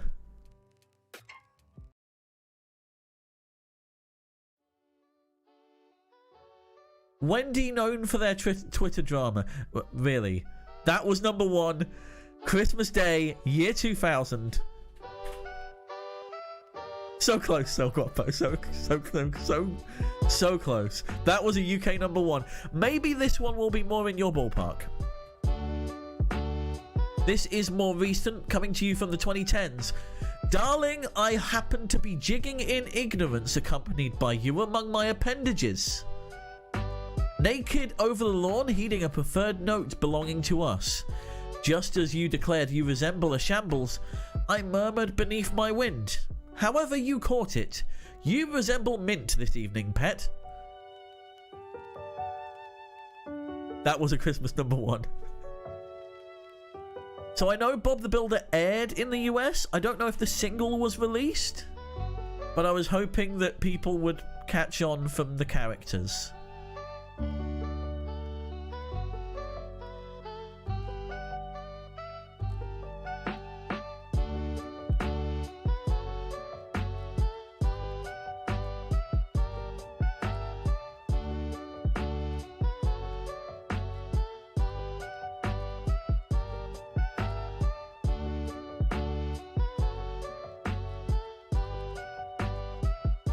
This was from the 2010s.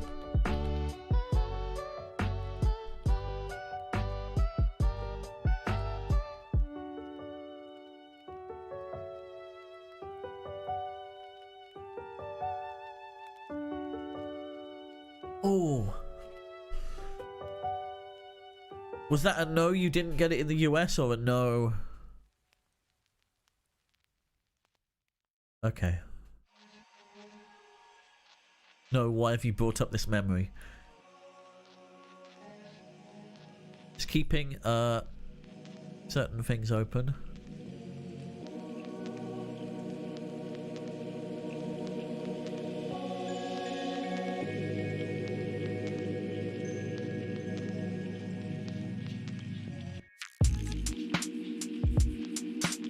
This is a bit of a brain bender, and I'm sorry for that. And I think everybody's in. So, your translation. Darling, I happen to be jigging in ignorance, accompanied by you among my appendages. Baby, I'm dancing in the dark, with you between my arms. Naked over the lawn, heeding a preferred note belonging to us.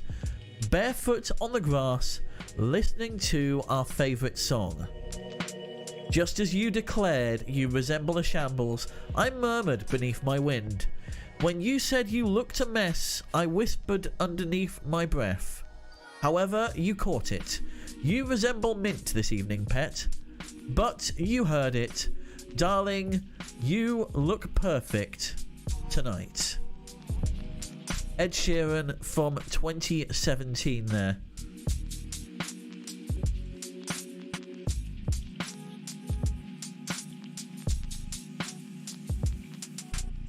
And this one from the 1980s. Coming up.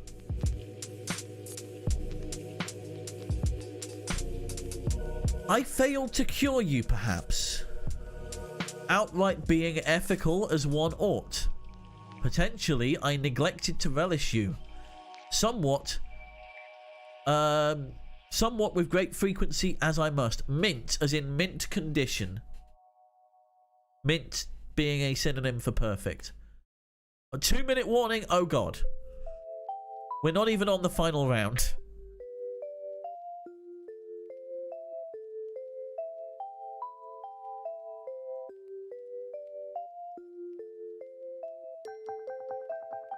So what I'm going to do for the final round is I'm going to put them up. Usually I'll go through them for a minute. I'm going to go through them for 30 seconds instead. But I will give you extended time on the end to get your answers in.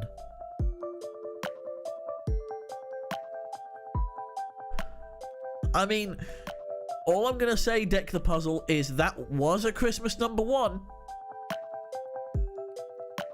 So yeah, mint is in mint condition. No problem, Ginny. Have a great stream. I will be flailing at people once I'm finished here. With things going on. Oh, this... Oh, oh...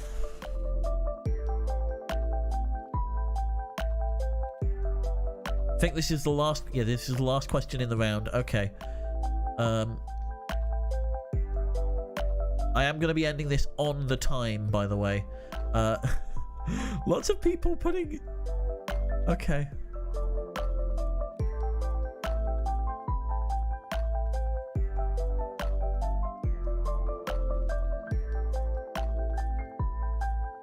Okay, and time.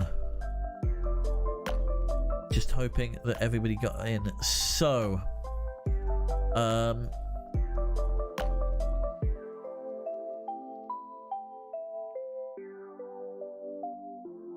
I failed to cure you, perhaps. Maybe I didn't treat you.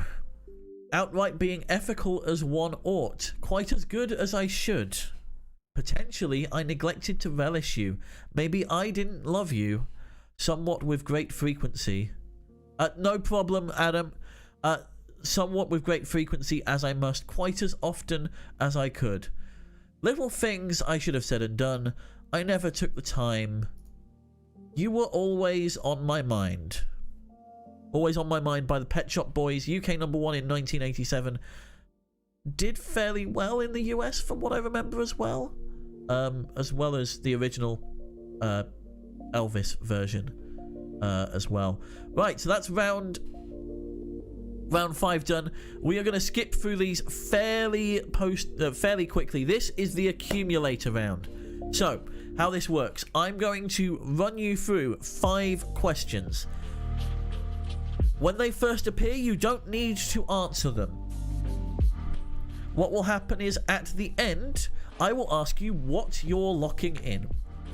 You can answer as many or as few as the of the questions as you like. So the thing is, with this round, it's cumulative. So your first correct answer is worth 1 point. Your second correct answer is worth 2. Your third is worth 3. Fourth is worth 4, and fifth is worth 5, for a total of 15 points in the round. However, if you give me one single incorrect answer, then you get 1 point per each correct answer you've given. So give me 4 correct answers and no wrong answers, 10 points. 1 plus 2 plus 3 plus 4. 4 correct answers and 1 wrong answer, you'll only get 4. 1 for each correct answer you've given me. So here come your accumulator 5. And these are going to be coming at you pretty fast, I'm afraid. So, question 1. What first name is shared by a Christmas carrot? A young boy who fended off Joe Pesci and got lost in New York, and a Footloose actor who wouldn't look out of place wrapped around a sausage at the Christmas dinner table.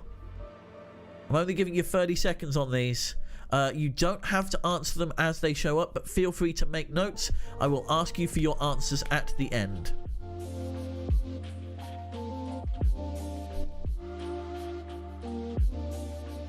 And I'm closing these at the 30-second mark. So you will not get points for these. So just keep it to yourself for now. Question 2. In a 1992 film of Charles Dickens' Christmas Carol, Scrooge is visited by 5 ghosts. Name who portrays the first 2.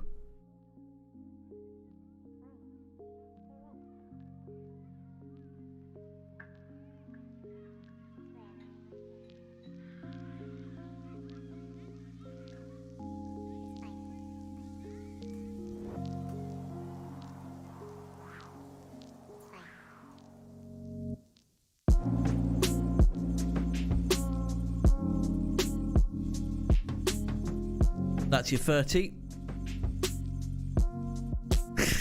Damn it, Clive. Okay.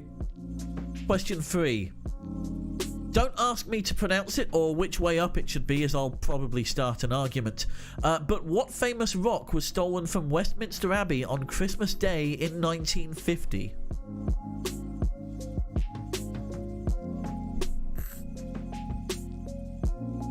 That's question 3 in this round, by the way.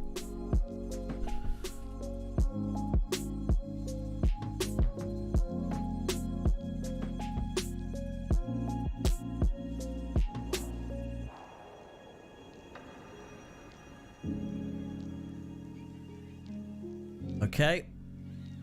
Question 4.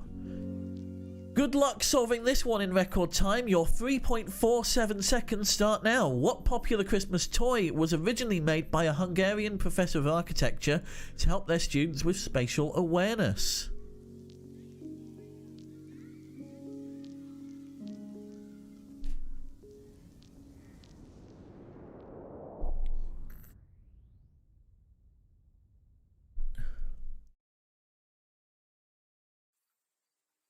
So again, these will not be marked, but feel free to make notes for yourself. Okay. And finally, question 5. In the Dutch province of Zeeland in 1582, the night before Christmas fell on the 14th of December due to a slight error.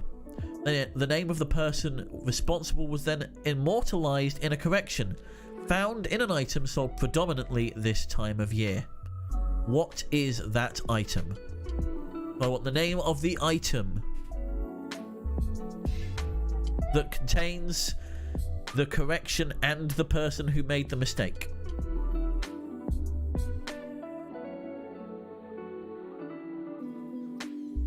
There we go. That is your 30 seconds with that one. So, here's where the fun begins. You can answer as many or as few of these as you like. The 5 questions are going to come up on the screen again now. Hopefully there's enough space for them. There we go. I'm going to just pop out of the way slightly so you can see that. So a brief... there's a Cliff Notes version there. I'll give you the full questions again. And you can lock in as many or as few as you like. Please give me the answers, not just the questions you're locking in for. Just the answers will do. So, the first name shared by a Christmas carrot, a young boy who fended off Joe Pesci and got lost in New York, and a footloose actor who wouldn't look out of place wrapped around a sausage at the Christmas dinner table. In a 1992 film of Charles Dickens' Christmas Carol, Scrooge is visited by 5 ghosts. Name who portrays the first 2.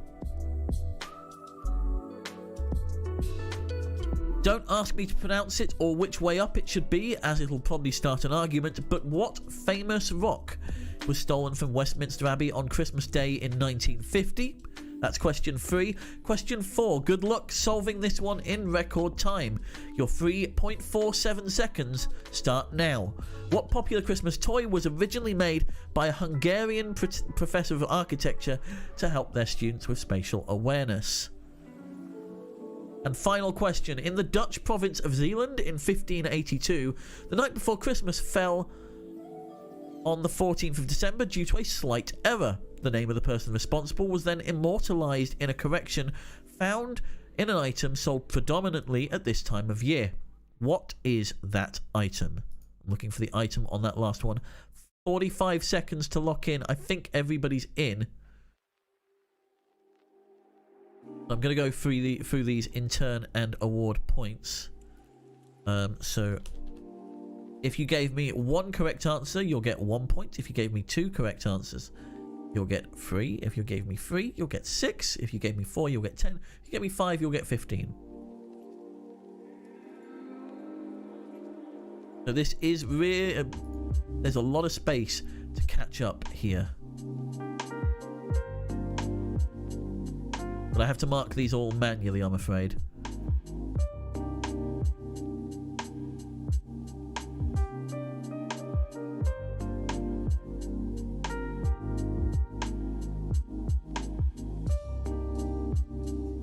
I'm going to give that to you because you acknowledged what you were supposed to put there.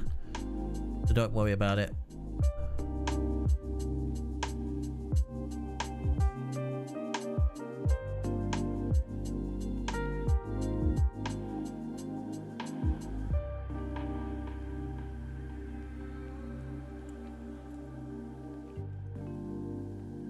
Okay, everybody's in. I'm closing this out. Very quickly going to rattle through these. So, question 1. First name shared by a carrot, a boy who got lost in New York, and a footloose actor. That is Kevin.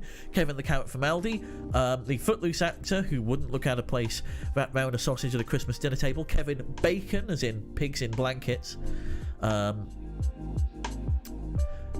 That image that you've now got in your head is free of charge, by the way. And of course, Kevin McAllister from Home Alone. Question 2. The people who portray the first 2 of 5 ghosts in 1992 rework for Christmas Carol. That rework is A Muppet Christmas Carol. Those 2 ghosts are Marley and Marley, and they are played by Statler and Waldorf. Question 3. So, hopefully, there was a bit of a clue in my little preamble there with... Let me read the full question. Don't ask me to pronounce it or which way up it should be, as it will probably start an argument. What famous stone was stolen from Westminster Abbey on Christmas Day in 1950? It's the stone of Scone, or Scone, or Scone. I don't care. If you put S-C-O-N-E, you got points. Or the Destiny Stone, or anything like that. Question 4. The popular Christmas toy made by a Hungarian professor to help students with spatial awareness. That is the Rubik's Cube. 3.47 seconds being a reference to the current world record. And finally, the item that immortalizes the person who made a slight error causing Christmas Eve 1582 to be celebrated on the 14th of December. That person is Julius Caesar. That slight error being the Julian calendar. Immortalized as the month of July in a calendar or a diary, I'd have accepted either. So here come your final scores. So Kevin, Statler and Waldorf, Scone, Schoon, whatever, Rubik's Cube and calendar would have scored you the full 15.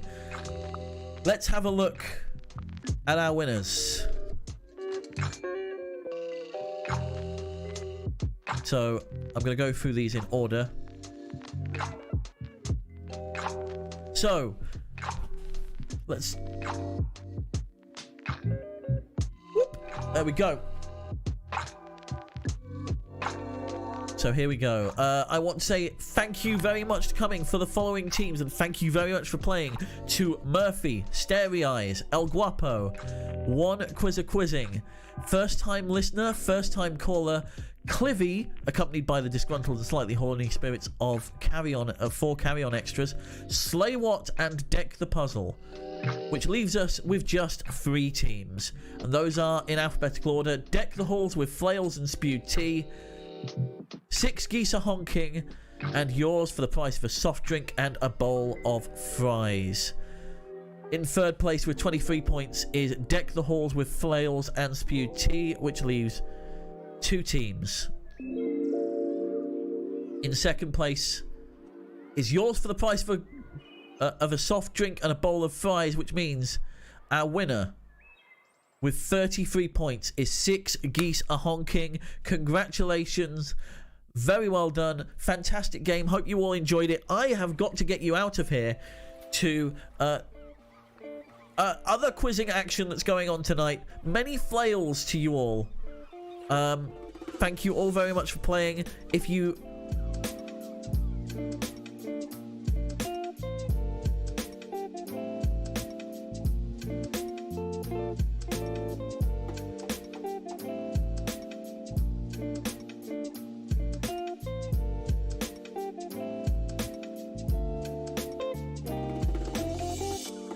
Just have a good evening.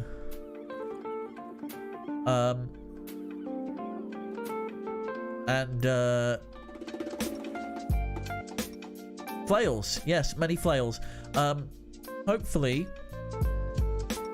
I'll see you again in the new year with a brand new pub quiz here at the Pinnacle Larder. Quick plug for some people who've got other quizzing action going on later tonight. We have Topper One Gaming over on Twitch. Hosting, I believe it's elimination and the 21st question right now. And if you're in the mood for less game show, more pub quiz action, then we have our good friend Ginny Pond hosting their cozy pub quiz later on as well. So head on over to Twitch, have a look at them. That's it from me tonight. Have a fantastic evening, all of you, and I'll see you soon.